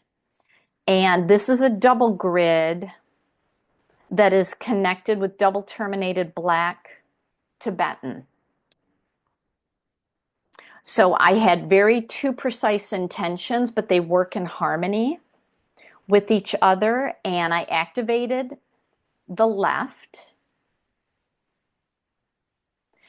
And then I touched the wand to the 3 connecting crystals in the middle. Notice it's 3. You could do 1. If you got 3, go for it. And then I activated the right. And then I touched the 3 crystals in the middle. And they feed off of each other, literally flowing back and forth. Each has its own independent energy, and then they come together. It's the principle of interference. 2 frequencies come together, basically with the same intention. They add and they create a whole new frequency. So that's a very advanced technique, but you can double up, triple up your grids and do that. All right, let's talk about this. I'm going to be honest with you, the Beta Morion is not the prettiest gal in the group. She's not. But man, is she the controller. She is the boss. She is a powerful crystal. So in your workbook, forward kind of closer to the end of the grids, there is something called a vortex grid. A vortex grid. When you are ready to take some energy and just amplify it and expand it and grow it beyond belief, you can work with a Beta Morion, but the Beta Morion comes into physical contact with a Master Celestial and a Master Lemurian, or not a Master Lemurian, just a Lemurian. Okay, so a Beta Morion it's a quartz, and in the earth, it is naturally irradiated. Okay, it doesn't grow like a normal quartz because in the earth, it is subjected to uranium. Don't worry about it. Through the crystal process, you're okay. But the uranium changes the 6-sided hexagon formation of the quartz to a 4-sided beta formation. So it comes out in a glob, but it does have a lot of celestials on it. Betas are known for their celestials. So they have the smoky quartz, the natural irradiation, so it's very dark. You can see the clear quartz on it. And this is a grounding and ascending crystal. It is protective it amplifies energies, it transmutes negative energies, and it is connected with every other beta on the planet. I know one dealer who deals in betas, and he's local to me. I can get you betas anytime. They ain't cheap. The size of like a tangerine version is probably going to be $100. Betas choose the person. So I would probably put you in direct contact with him because you're going to have to get on a phone with him to buy it. I don't necessarily stock betas. I did for a while, but I just usually send people to him. If you're called to work with a beta, if you're ready for a beta, you just let me know. But this is fifth dimensional work. These are very powerful in the ascension. And it calls in other crystals for a soul path journey. And I call it a vortex grid because it's the beta, the celestial, and the Lemurian working together to create a vortex from the earth chakra up through the soul star and the stellar gateway. And what I generally do, like when I'm teaching in-person classes, I ask my students to bring their favorite crystal, like bring your number one. A lot of them bring Brandbergs. But I'm like, bring your number one crystal, and I have them touch it. I have 3 betas. This one is the size of a bowling ball, and then I got a medium-sized one that was in one of these grids we just went through, and then I've got kind of a tangerine size that I travel with. I have everybody touch it to the bowling ball size. And so now that crystal is connected to the beta vortex grid. And it literally connects everybody together, and we're just in this vortex manifesting with all the crystals. And other crystals have to physically touch the beta. So if you buy crystals from me, you just send me a message and say, hey, I'm not going to touch all the crystals to the beta. That I just wouldn't have time to do that. But if there is one that you buy at any time, say, touch it to your beta. And I'll do that before I ship it to you. So the vortex grid is when the beta, which usually has celestials on it, and the Lemurians are all physically in contact with each other. So it is just amplifying, and it's just creating this vortex of energy. It's a very, very advanced thing to do. Not everybody resonates with betas. People who do become a little obsessed with betas, and they have more than one. So I have a friend who, I think by latest count, she has about 21 betas in her house. And I've already had a conversation with her. I'm like, you're done. I think you're done. 21 equals 3. I think you're done. Like, I think you have a beta problem. Like, I think we need to go into Crystals Anonymous at this point. Like, you have 21 betas. I feel like I'm a hoarder with 3. So anyway, I want to highlight this because if or when you get to the point where you're like, I think I want a beta, just let me know. I'll get you in contact with the dealer. What is fascinating to me, because this is what betas do.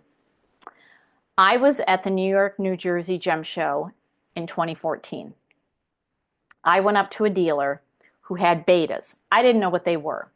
They just kind of looked weird to me. It's like, not my thing.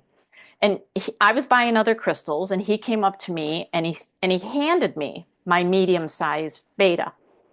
And he said, would you put this in your right hand and put a Lemurian in your left hand and just tell me what you feel? This guy was in his early 70s. And it's like, okay, he's a little woo-woo. All right, this is awesome. And I held it, and my body literally started making a vortex. I started going in a circle. And I said, I feel like I'm in a vortex. And he took them out of my hands and he said, thank you very much. And I'm like, whoa, whoa, whoa, whoa. Come back. What just happened? And he said, I'm actually tapping certain people to tell me what they feel, and you're all saying the same thing. This creates a vortex. And I said, okay, put those in my cart. I'm going to take them home and work with them. Didn't really know what to do with them. There was no instruction. I just kept them together. So they were working. And then fast forward 4 years, I'm back here in Michigan. I go to a show. I go to a booth. I'm buying a whole bunch of crystals for a class. And there's betas there, and there's Lemurians right next to them. And so I'm standing at checkout, and I got one hand on this beta and one hand on a huge Lemurian, huge. Um, and the guy that was checking me out, he looked at me and he said, "Tell me what you know." And I'm like, "What do you mean?" And he said, "Why do you got your hands on those crystals?" And I said, "You know, I think I have one of these. I think I have one of these." And he's like, "Have you ever bought from me before?" And I said, "No, no. I mean, I'm newly back to Michigan. I bought it from this guy at the New York, New Jersey Gem Show." It was his dad. They are really the only ones that I know of that sell these. So they're very rare. It's a very interesting connection that they make. The synchronicities and the serendipities that happen are unexplainable. Unexplainable. So anyway, all right. I just want to leave you with that. And oh, we got to get a move on. We only have an hour left. So the one thing that I'm going to recommend, if you can, within the next week, is to read through this entire workbook that you have to really anchor in the information. Because I've been saying stuff outside of the workbook. So it's going to anchor it in. And you can read through these grids. And just a reminder that these are my recipes that work for me. I hope they work for you. And if they don't, you tweak them. Because remember, you're taking the base information of each crystal and your energy is adding to it. So it could do far more, it could do different things.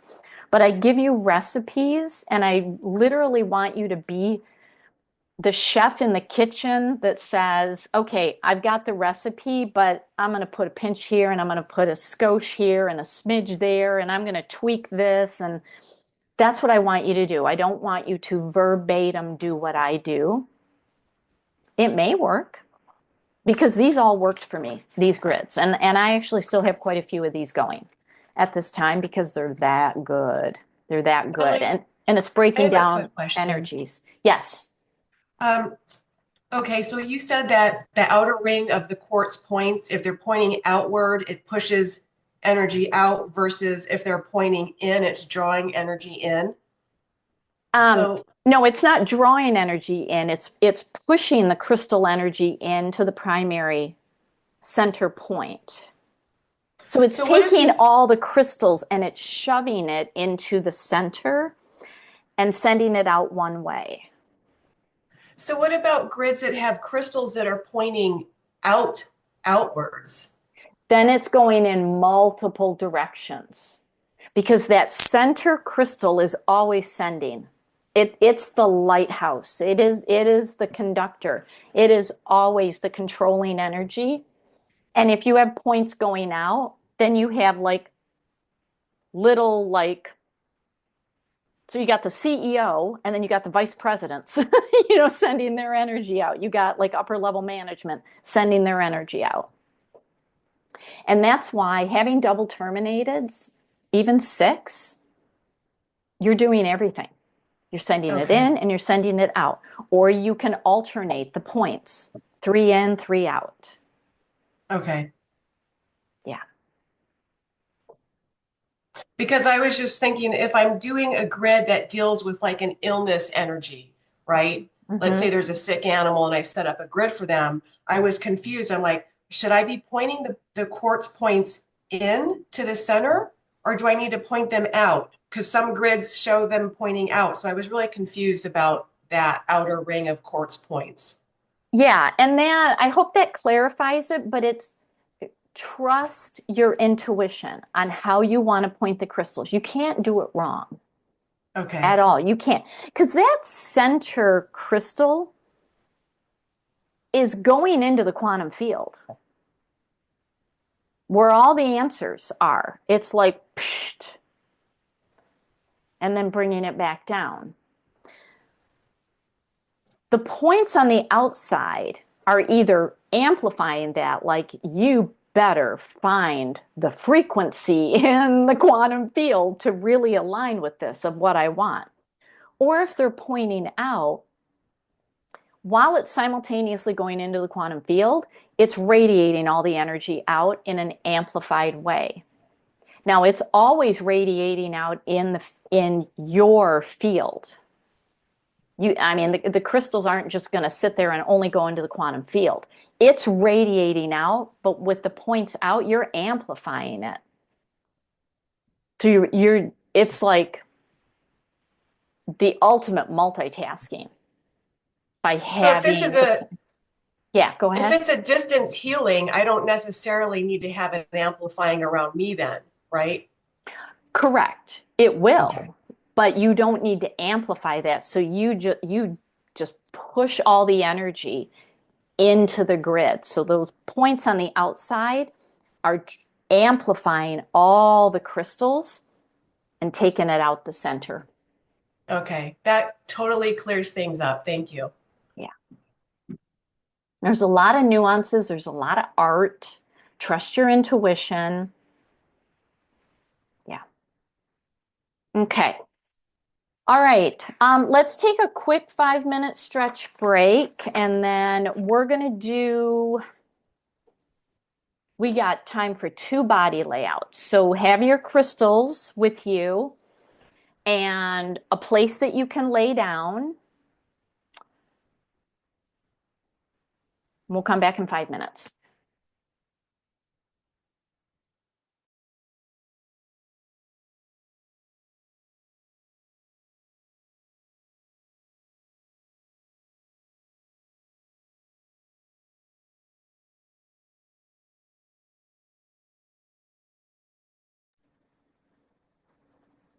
Hey Dee, did you have a question? I see your last comment. I guess I don't know what that relates to. I did have a question. That was just a conversation with Kathy. Oh, okay. It was kind of what I was going to say is when I made Mirage's grid originally, I pushed it into the center, and because I wanted to focus on her anxiety and whatever, what I thought. Okay, my feeble brain.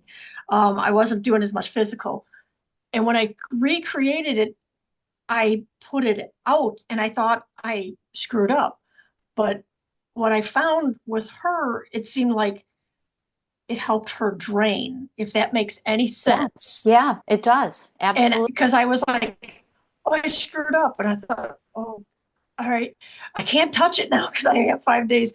But then she reminded me she's a healer. And then you didn't screw up. This is what I needed. As soon as I saw the slime coming out of her nose, I'm like, I didn't screw up. So that's really all it was. So, Okay, yeah. so And it was that's kind of a question, but kind of a, yeah. You you just did what felt right in the moment. That's exactly what intuition is. And intuition is never wrong. Ego is wrong a lot of the times. So when you are, even if you do something and it's like, well, Allie said the opposite, or Allie didn't talk about this, you trust what you are hearing because you can't screw it up. I mean, if it's wrong, it's just not going to work. And then you'll go back to the drawing board and you'll flip things around. So that's perfect. That's exactly how it's supposed to play out. yeah, it was a total, I didn't think, I think I got out of my thinking brain and did it and then went, yeah, it just, yeah, serendipity. So yeah, Yeah. okay, thank you. Yep. And you can always ask your pendulum after you set it up, Yeah. is this the right formation and the right placement for what I want to achieve? Okay. and you'll Yeah, I was know. trying to get all those darn words and saying, and I was like, Mhm. oh my God. Yeah, I was making myself a little crazy. Yeah, yeah, it's multitasking. Yeah. Yeah, All right. okay. Thank you. Mm-hmm.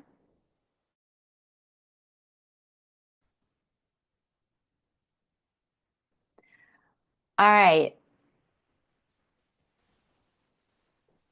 Before I go in and talk about these layouts, I want you first to experience two. I want to make sure you get two in, um, because stuff is written in the workbook, but I'll try to highlight some things. So what I want you to do first, you just need your piece of hematite, that silvery looking crystal I sent you, and a quartz point. If it's double terminated, that's great. If it's not, that's okay. So it could even be like the one that had the flat bottom that I sent you in the first class. Just make sure it's a good size, not one of the little tiny ones, like one of your bigger ones. Okay? And what you're going to do is when you lay down, you're going to put the hematite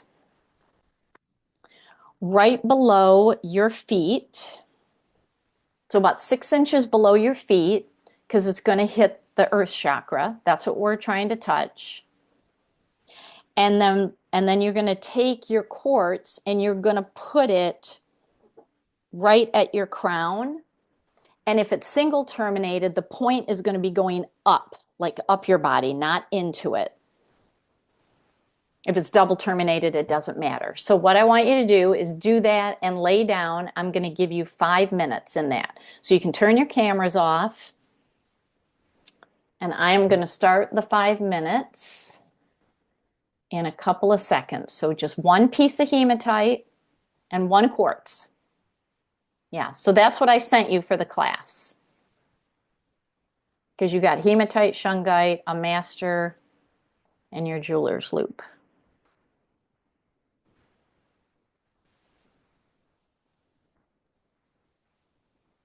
Okay, so I'm going to give you about 5 minutes laying in the grid. And I want you to pay attention to what you feel.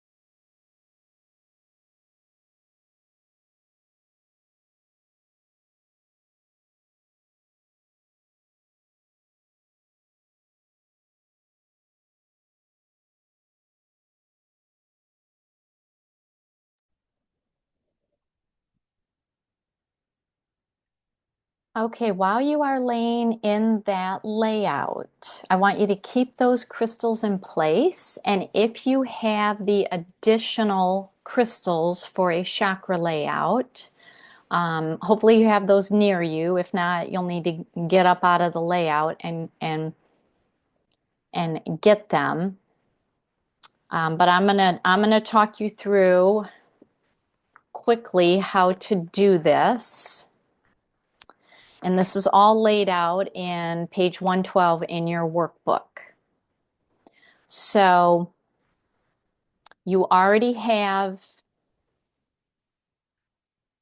the hematite at your earth chakra. At your root chakra, which you can put that crystal anywhere between your ankles and like the base of your spine. Some people put it on their hip bones or anywhere in between your legs. Um, the crystal that I gave you for class was carnelian. So if you have your carnelian, you can put that there. It's going to be like either, oh, I'm sorry, black tourmaline, not carnelian, black tourmaline. So you're going to put the black tourmaline there. On your sacral chakra, which is about 2 inches below your belly button, you're going to put your orange carnelian.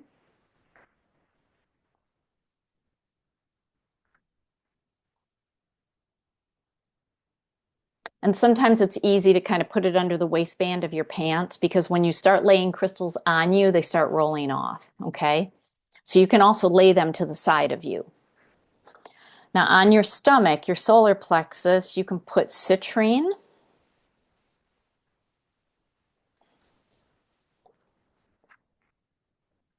Over your heart, I've given you a rose quartz, a green aventurine. You can use either of those, okay? So you pick one of those,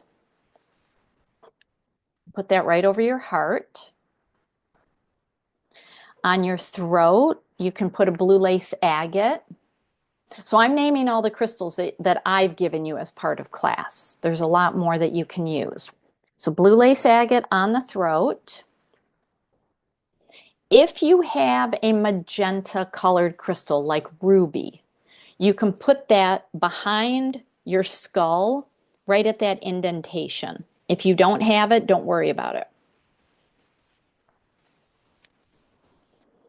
For your third eye, you can put your amethyst right in the middle of your forehead.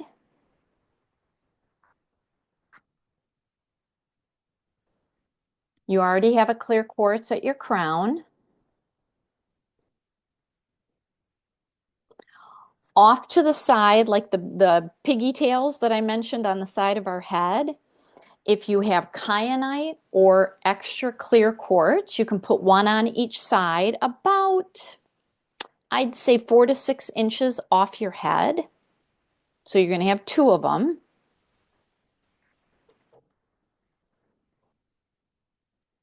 If we only have one, is it okay to just use one? Um,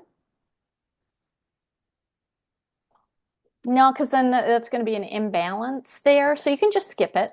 Yeah, you can skip it for now. Yeah, and I know I'm going kind of fast, but we're kind of running out of time, and I at least want you to walk through and sit in a chakra layout, even if it's just a basic. For the soul star, this is 6 inches above your crown.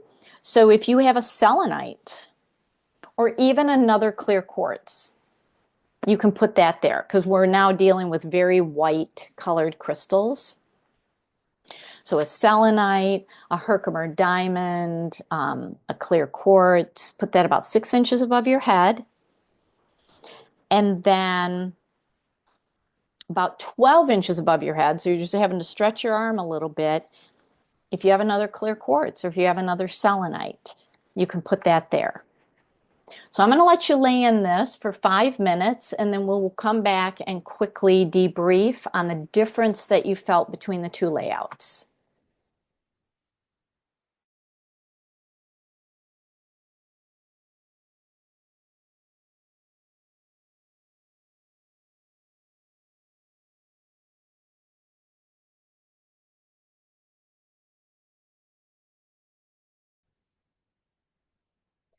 All right, you can go ahead. And what you're going to do is you're going to remove the crystals from your head down to your feet. So you remove in the reverse order. So go ahead and just remove those crystals, and then when you're ready, just come back and we will debrief quickly about what you felt.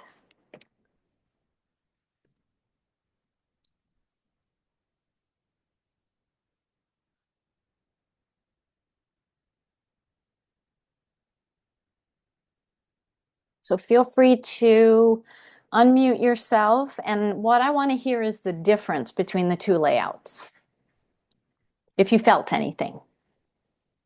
The first layout, I felt like I was being pulled in two different directions. And I heard a song. I don't know the name of the song or anything, but it said, I'm not going to remember the words, but basically to release. Okay. So sometimes spirit talks to me in song. So I had that. For the second one, it kind of felt like this, like chaos, confusion of energy, and then my mind just kept drifting off. Okay. All right. Very good. For Liz, my first one, oh, sorry. go ahead. For my first one, I felt as if I felt a tingling in my head. So I felt as if like my third chakra and crown were maybe starting to be activated. The second one, by this time, my cat had taken full advantage of the fact that I was on the floor. She was rubbing her head on my feet, walked around me in a circle. I put my crystals on, and then she laid on top of me. So we shared both the um, solar plexus and the heart crystal because she was laying on it as well. And I think it corresponded with her body kind of in the same way it did mine. And so, really, all I was feeling was just a sense of joy. And I think it's because her and I were sharing Mhm, something there. mhm. And that was just at the forefront of my mind is just this energy with her. And it just felt joyful. So the one thing that I've noticed is cats in particular like to lay on us when we are in a chakra layout. Rudy in every single class will lay on a student's chakra that needs the most balancing. It's a little uncomfortable when it's the third eye, but he will lay like it's like he's imprinting, like almost like a hot press. He's just like really pushing that energy in. So that's actually an advanced animal technique is when they come to you when you're laying in a crystal layout. Yeah, very cool. Interesting. Yeah. Yeah. So she taught me something and she was really purring away too. Like she was just so content and calm and Mhm. wise. It was very cute. Yeah. And so watch that going forward. Even if you just are laying on the couch watching a movie and you have like one crystal on your stomach or one crystal on your throat, watch what they come to. Watch what they lay on because they need that energy too, but then they are also facilitating your healing. Yeah. Wow. Yeah. All right, Dee, what did you feel? So I'm going to say the same thing that Laura said is the first seemed like it was pulling me top and bottom. And it was supple. And then when we put all of the stones on, I mean, it was like, whoa. And then I want to say my head pounded, but it didn't. It pulsed. It just kept Yeah. pulsing. Hmm. And now I don't know. I feel like I just have something going on up and through here. Yeah. So, one big thing in wanting to work with animals is you have to do your own healing first. So, you didn't get a chance to lay in a grid in your animal class. So, now it's time for you to start laying in whatever body grid you want to come up with, whether it's on your body or off your body. So, so both of these are in your workbook. The first one you laid in is called the light column activation. It instantly activates and balances all your chakras. Like instantly. You can lay in it for 30 seconds. It's your battery because it's iron and silica, which is what the battery is of the earth. The iron core crystal and the silica mantle. So that instantly, bam, you need a quick chakra balancing. That's what you do. So when I travel, especially after getting off of an airplane, when I get to the hotel, I will lay in that for like no more than a minute and I'm good to go. It's very, very powerful. The other layout, depending on if you had the crystals for the 5 new chakras. If you didn't, you just laid in a basic 7 chakra layout, which is very soothing, very healing, but precise. Very precise. Some areas may feel heavy, some areas may feel light, but those crystals are very precise for that chakra. It's not like an overall, kind of like what the light column was doing. So you may feel pulsing and heaviness and warmth or cold in certain areas.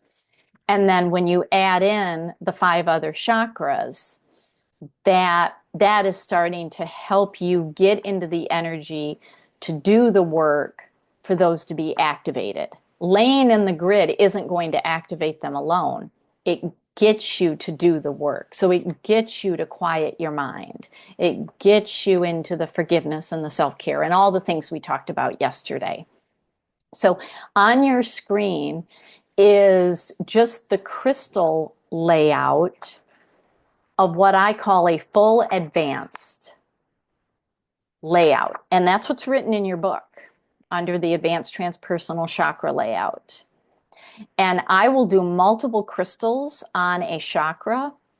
And you can even take your clear quartz points and you can amplify. So if you have a solar plexus that is always out of balance, you can put your citrine there and then you can amplify it with clear quartz. So your little citrine just became huge and is giving you a big energy. These are advanced techniques that you can do.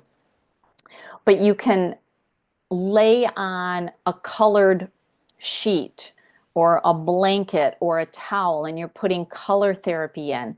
You can diffuse oils while you're laying in it. So all the things I talked about yesterday about blending, you can play solfeggio frequency music or note C music. You can just start layering. And the layering of the energies with the crystals is what slows down entropy and destruction in the body. So you're layering the energies. Now you can also put the crystals around your body because your energy field is quite large. So you can put crystals a couple of feet off your body and work in those energy layers. And then as you are sitting and laying in the grid, you can run affirmations through your mind. Because now the crystals are going to take those affirmations and intentions and amplify them. So certainly start with a basic layout. I mean, heck, you can take the layout from the animal class. You can take the layouts there and lay in them to see what they feel like for you. You can transpose them onto yourself. So let's see. I invite you to read through some of these layouts that have worked for me. And again, you can tweak them. You can be the chef in the kitchen that's doing a skosh here and a pinch here, and you can change out the crystals. If you don't have, a certain one, always look at the color, always look at what it's doing and where it's being placed on the body and work with what you have. Now, Dee, you had, when we did the pendulum technique, yours was going in a reverse direction. So what I want you to do is read through the polarity reversal layout. You need obsidian arrowheads, which I don't have any, but a lot of crystal stores have them. But they have to be obsidian and they have to be arrowheads.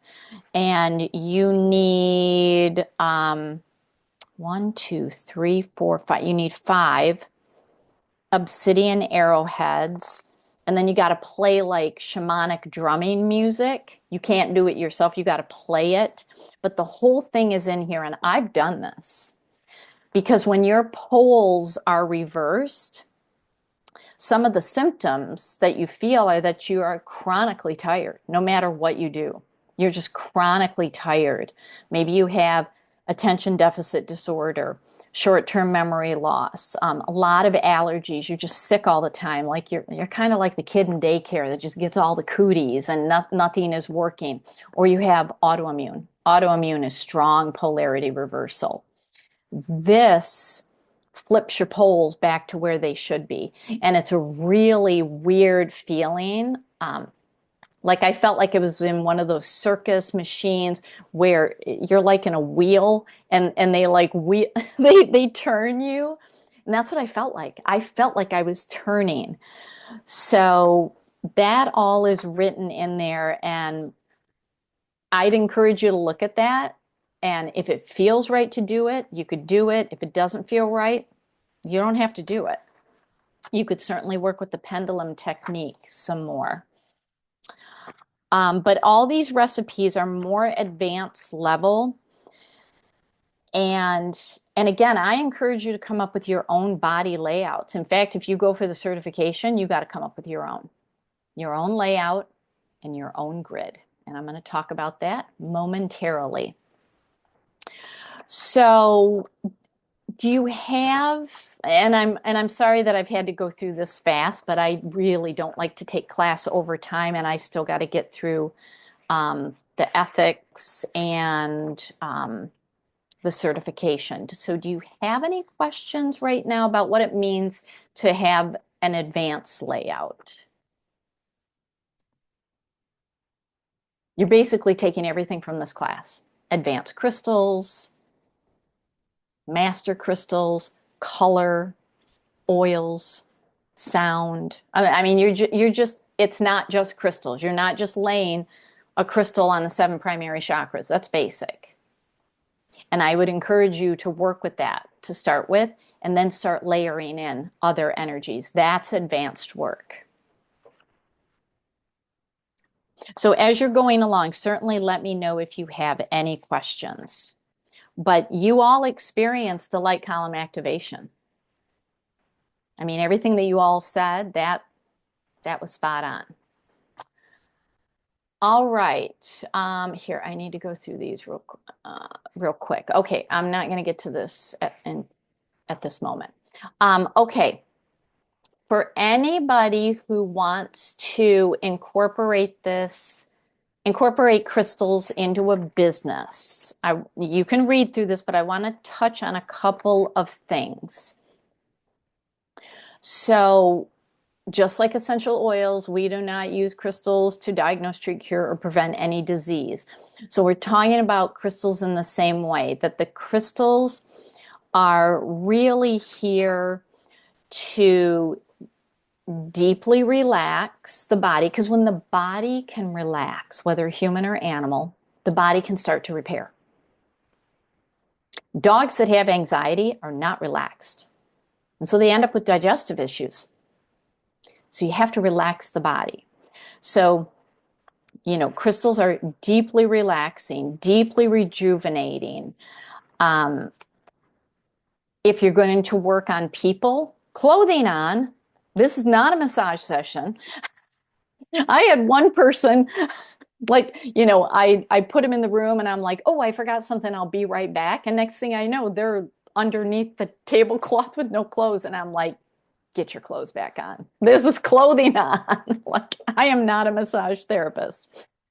But we are working with the crystals too, and this is all written in your workbook, to realign the energetic frequencies, to remove the blocks that can also help with soul alignment and healing and spiritual growth. And you are working with energetic imbalances that can happen from a variety of things, including Wi-Fi, human stress, earth frequencies, solar frequencies, and that can bubble up as emotional or physical manifestations. And you are now trained to recognize that crystals are a powerful energetic tool, and you've been trained in how to use them in a sensible, secure manner, which is why I always lead with the science. And if you go for the certification, that's when you can tell people you are certified. Like at this point, you can say that you are trained in advanced crystal healing. Okay. But once you get certified, you can say, I am a certified, and for all of you, because you took the animal class, you would be a certified animal crystal healer. So I will come back to that. But if you are working with people or animals, you may want to have your own set of crystals that are for sessions, whether they're mobile, you're going off site somewhere, or they're coming to you. Like your master quartz are not going to be used with anybody else. So maybe you have a basic set of crystals that you're going to use with animals.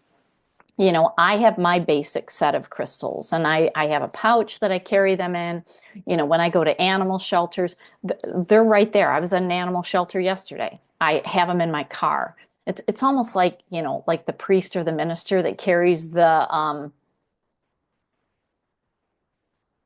you know what I'm talking about, with the wine and the wafers. Gosh, why is my brain like fried? They literally carry it in their car in case if they're called to like help somebody.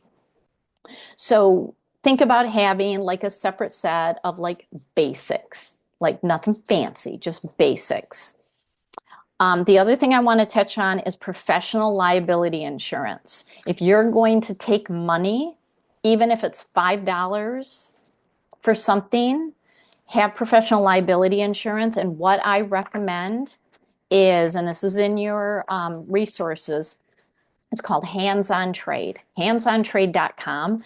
I think the rate right now, annually, $165, $175 a year. You're never going to beat that anywhere. Anywhere. I have friends who do commercial liability insurance, and they're quoting me like $1,500. All this organization does is heal, ensure the people who are doing any sort of healing. And it's not just crystals. It's energy work, it's estheticians, it's yoga, it's a huge list of professionals, Reiki, essential oils, it's everything. Everything. Absolutely the best professional insurance that you can get, and super affordable. So if you are charging money, you need liability insurance. Okay. If you're giving stuff away for free, you're just going to tell people, I'm giving this for free. So if something goes wrong, they can still come after you. Anybody can sue for anything. Okay. But if you are charging money, I just really recommend having that. It's just a nice security blanket to have. The rest is written in your workbook. You can certainly read through that. And now I want to talk about the certification. So the certification process, so here, let me share again. So I have 3 different certifications. The one that, that you all are eligible for is Certified Animal Crystal Healer. Now, if you go back and take the basic class, which is very similar to the animal class, but we focus on working on people, not animals. And then that opens up the Certified Crystal Healer. But let's see, what day is it today? It is November 9th. November, December, January, February. February 10th is your deadline. You have 90 days from tomorrow, February 10th. And I'm going to tell you right now, because this never happened before COVID. Something happened to the brains of human beings during COVID. Before COVID, I never had to hunker down on that deadline. Everybody met it, and met it with weeks, if not months, Like I had people within the first month, bam, they submitted all their information. And now almost everybody is literally waiting until the last day. And some people are blowing the deadline. And then they come back and they're like, oh my gosh, I'm sorry, work got so busy. So I'm saying this in the nicest voice possible. Sucks to be you. You got to go through it again to start the timeline. And maybe all you have to start again is the animal class. So if you all remember, Colleen was in the animal class. She didn't pursue the certification after she took advanced, and now she wants to pursue it. She just took the advanced class to reactivate the time clock. Or you can take advanced again, and I always offer a deep discount on retaking it. You're not paying the full amount. But 90 days is a hard deadline. The only way I budget, and no one's ever asked me to, but this was basically my COVID exception. If you are out of commission for 2 of the 3 months, like you are in the hospital, or you are out of state caring for a family member, I do not expect for a second that you're going to have your crystals or your materials. And so I will toll the clock, which means I stop it. You just got to let me know. Do not wait until 90 days and say, oh, by the way, I've been gone for 2 months. No, you tell me day 1. Something's happened. I don't know how long this is going to go on. And then you just check back in with me. Okay? No one's ever done that, but I put that in there because we live in an uncertain world. Now, do not wait until the last day to submit, because this literally happened last session, because I do this twice a year. A gal waited until 9 p.m. on the last day. Well, I was asleep. The next morning, I looked at it. Her 90 days were up, and she was missing a lot of stuff, including serious clarification on her grids, on her body layout, and I wrote her back and I said, you didn't do the tasks and your clock has run out. So I have to spend a lot of time helping everybody understand, don't wait until the last day. Because the day you submit it is not the day that I'm going to probably look at it. Okay? So my number one suggestion is in the next week, read through this workbook and then immediately take the quiz, because it's going to be super fresh in your brain. The quiz is easy. Even if you're not a quiz taker, I could not have made it more easy. Not one person has come even remotely close to failing. It's 40 questions. You need to get 30 right. You can do open book. And here's the thing about being online versus in person. Your PDF is searchable. You can use the search feature. So you can look at a question and it's like, crap, where is that in my workbook? The in-person people have printed workbooks. They don't have that luxury. So you're already at an advantage. So it's open book. It's not timed, but once you start it, do not close down your computer. So once you're in it, you got to stay in it, but you can take as much time as you want. You could take 8 hours to go through this. It's not going to time out. And you have 2 opportunities and the highest score wins. No one has ever come even remotely close to failing. So just get that out of your mind. If you've got to put an azurite on your forehead, which helps with quiz taking, do it. No anxiety for this quiz. It's super easy. You have to create an original session with an animal. You're not picking from any of my workbooks. That's a no-no. That's a no-no. And you have to, and I'm going to send you, it's in your workbook, but I'm also going to send you a link, a private link on my website that also outlines this. Because when you are doing a session, you have to tell me what's the issue. Like you're sending me a 1-page write-up. What's the issue that this animal is dealing with? These are the crystals that I picked, and here's why. Here's what they do. And then here's the layout that I did, and then here's what happened afterward.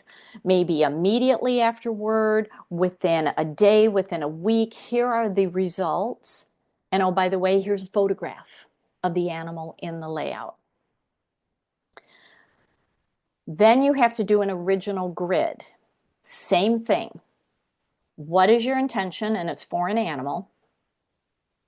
And it could be a remote animal. You could do a grid for animals that are in Afghanistan.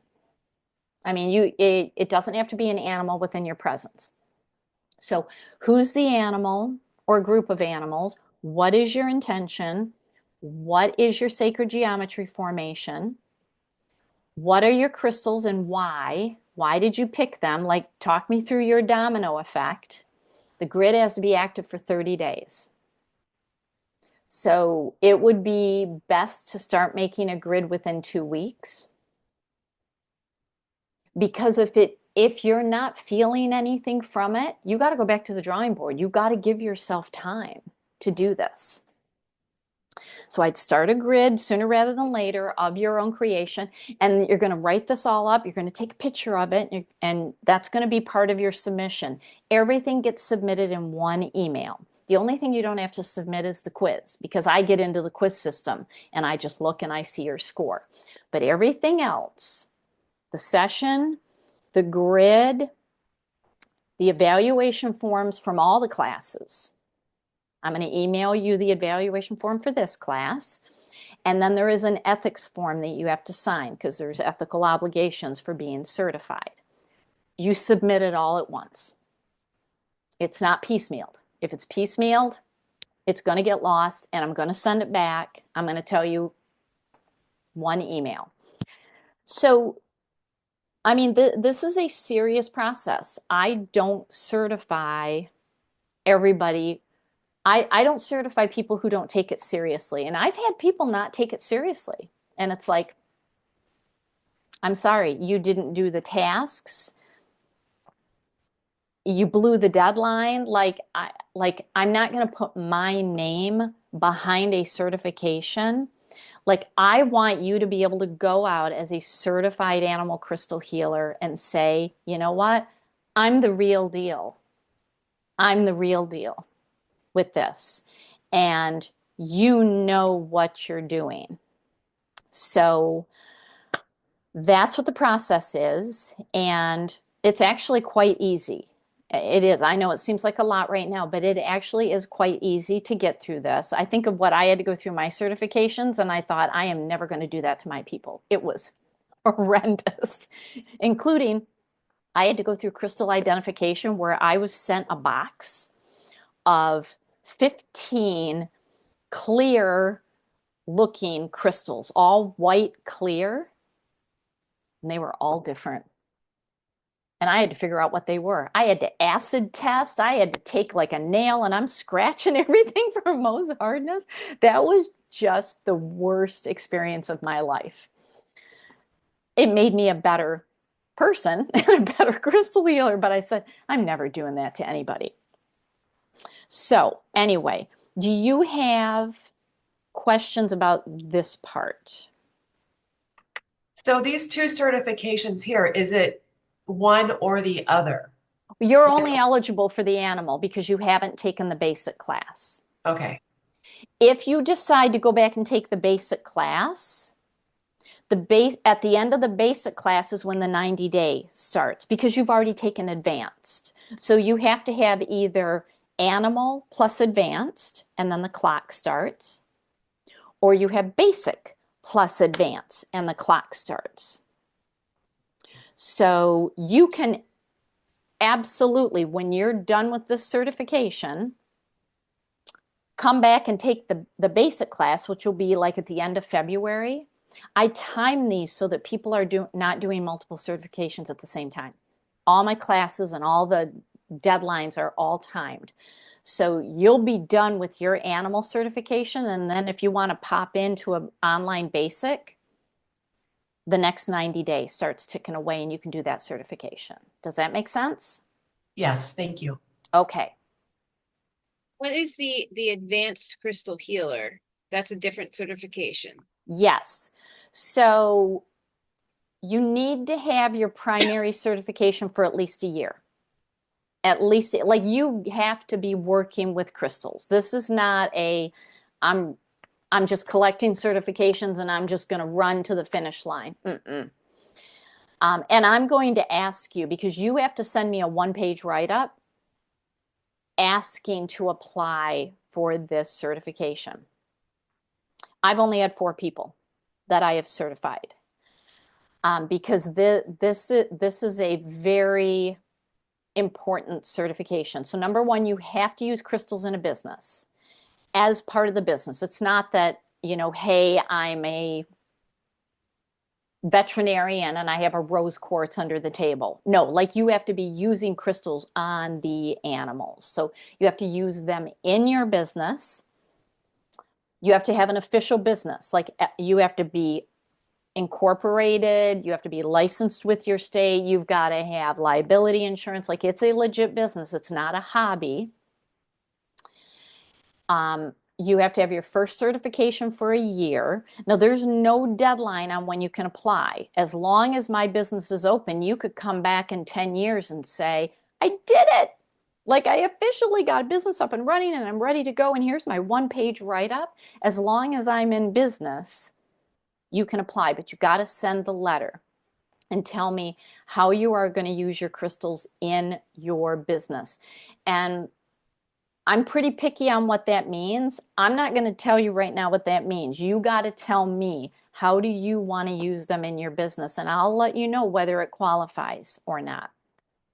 And then once I give you the green light, or if I give you the green light, you got 6 months to get the certification done. You're going to work with 2 masters. You're going to work with 2 advanced for at least a month.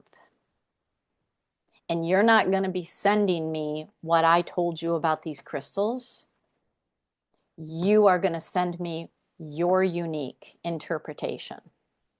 And that's why this is not a certification for everyone. Like you have to be deeply embedded in the crystal world with a very consistent crystal practice. Because I'm going to come back and ask you questions to find out if you have a consistent crystal practice. I've had probably 15 people apply. I've only approved 4 to go through. So because they didn't have a crystal practice. They didn't have a crystal practice at all, and it's like you can get one. like if I say you're not ready, like it's not closing the door. It's just saying, there's just some things that you need to do. So yeah, so that one's very different. I would put that aside. Don't even worry about it. If you get to the point where you want to do that, unless you literally want to like teach like at the level that I do, I can tell you that clients that you're doing sessions on, they don't care.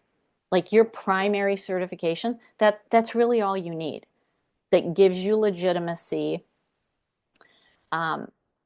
So I would not stress about it, but if you feel like, hey, stars and the moon are all lined up and I've been doing all the things, then reach out and let me know what you think about that. Does that make sense? Okay.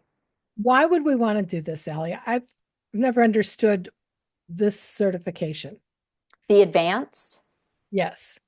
I mean, it is for people who are straight up like 100% doing crystal work. They may dabble in other things on the side, but their primary focus is crystals. And maybe they want to write a book. Maybe they want to start teaching. And I always tell everybody, if you want to teach even anything, like even a little 1-hour class, you can't replicate my materials. Everything's copyrighted. So you literally have to come up with your own material. So it's an investment in how you're running your business. So, like, I have a lot of essential oil people that are like, oh, I love talking about crystals. Yeah, that's not, you can certainly get like a certified crystal healer. You can get the basic certification for sure, no doubt, no problem. Like what you have, absolutely.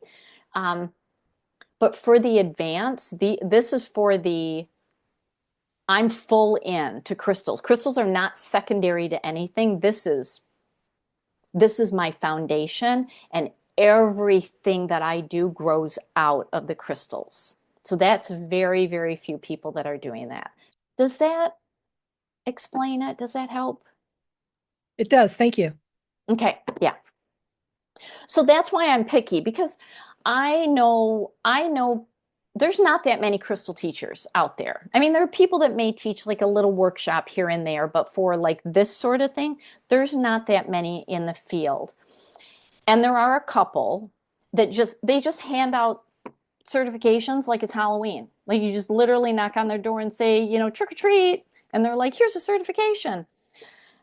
And then there's a group of us that are like, no, no, no, because it cheapens the field. It cheapens the field. And we are trying to elevate the field to a level of respect.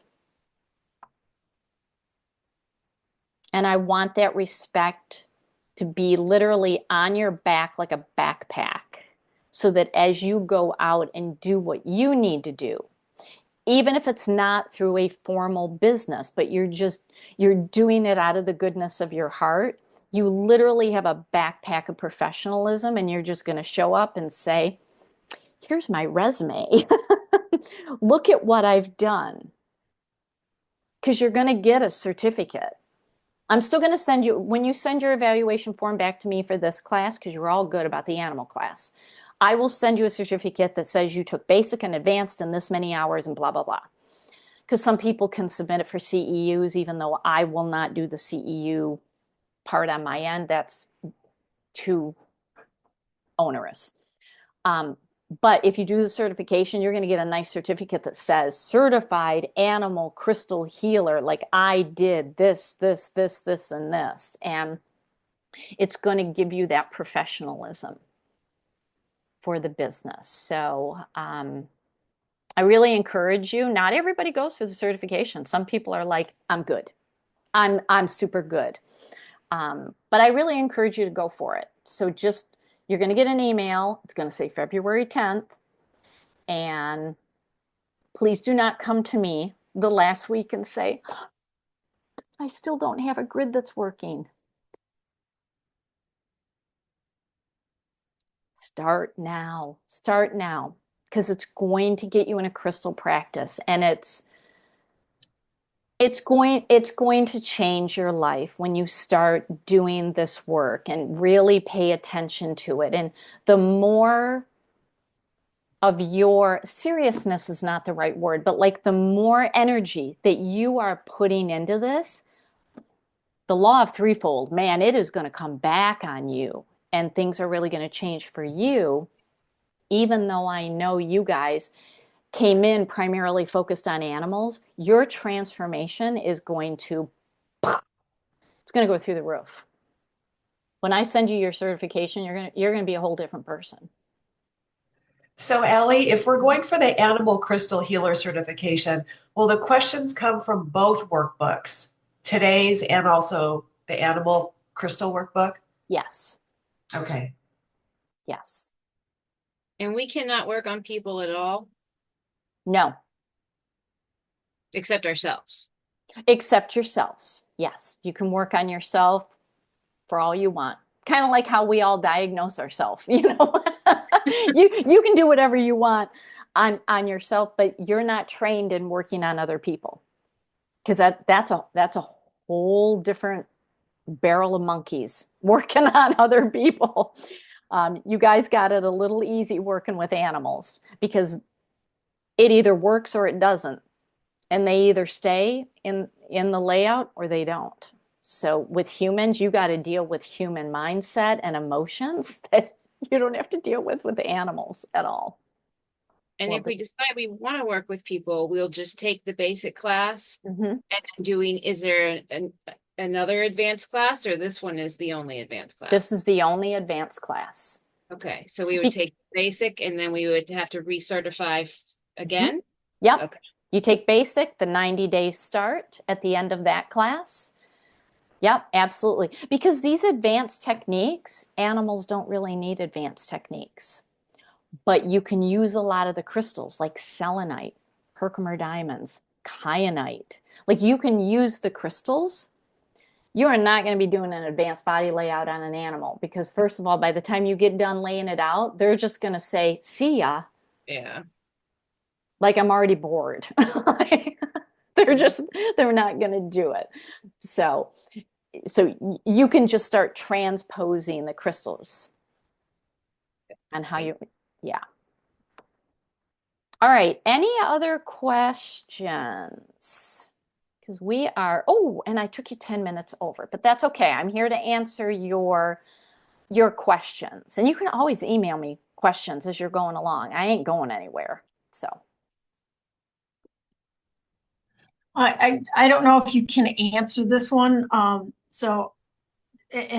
it probably has to do because I'm not going to be doing human. So I think I answered it. My ABMP, my massage insurance, probably wouldn't cover what we're doing with crystals. Okay, thank you. I don't know. Yeah. You'd have to check and just see if Yeah. they cover other professionals, but I am, in fact, I'm going to pull it up right now. I think hands-on covers massage.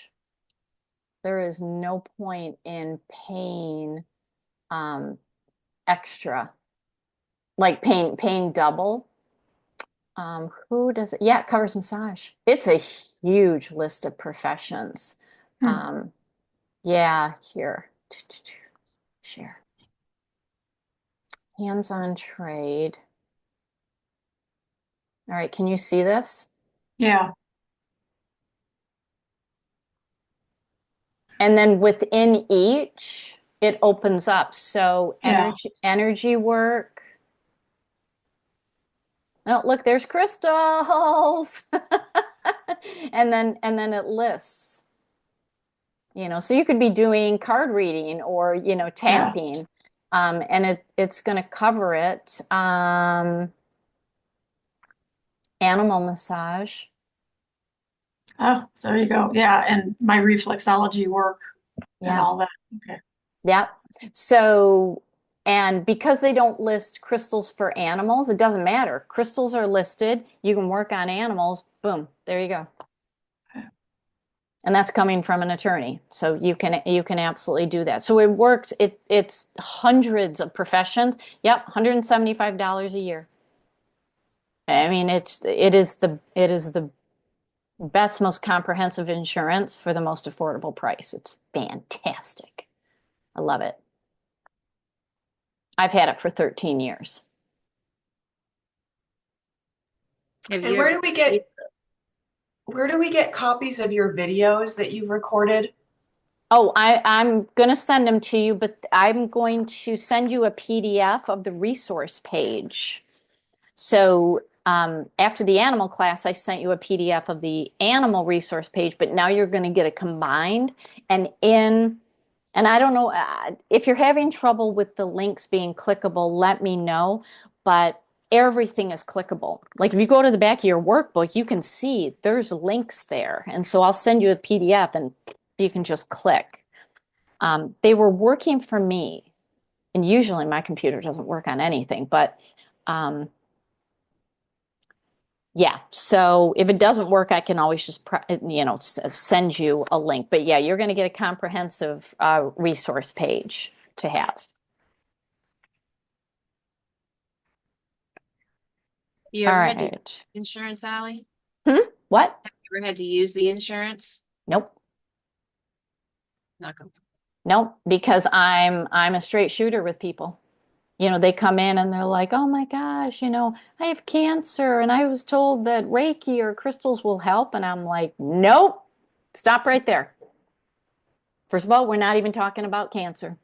Get that word out of your mouth because you're feeding it energy. Stop it right now. It's gone. It's gone. What I'm going to do is I'm going to start rewiring your frequency. How are you going to feel? I don't know. You tell me. How many sessions do you need? I don't know. You're going to tell me. So I come at it very practical, and there are a lot of healers out there that are peddling false promises. Um, but I really don't know of anybody that's been sued. Um, I just don't. I mean, I guess if somebody falls off the healing table or they trip and fall, like they're on your property, like if you're doing work at your home and slip and fall, that's what the coverage is for. That's what it's for. But I've never ever had one iota of an issue at all.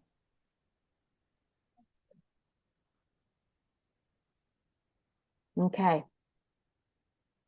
All right. Are you guys good? Because you guys just invested 18 more hours of your crystal education. You guys got 26 hours under your belt. Did you even think that there was 26 hours of crystal education out there? Yeah. And there is a lot more. I just need to get my rear in gear and build other classes. They're going to be smaller, but there's so much. It's endless, which is why I have the crystal cluster. It's continuing education. It's endless. I'm still learning after all these years. So, all right, I'll be sending you all the links to the recording. So thank you for being here. This was awesome. And it was just perfect timing because I know some of us are feeling kind of wonky with the energies going on. I loved it. It was perfect for me. Clearly, Rudy loved it. He's been sitting here the whole darn class. So anyway, um, well, we'll stay connected. So reach out if you have questions. And yeah, thanks for being here. It's been an honor. Thank you so much, Thank you Alex. so much. You're very welcome. Have a good weekend. You Yes, too. thank Bye-bye. you. Bye, Bye. everyone.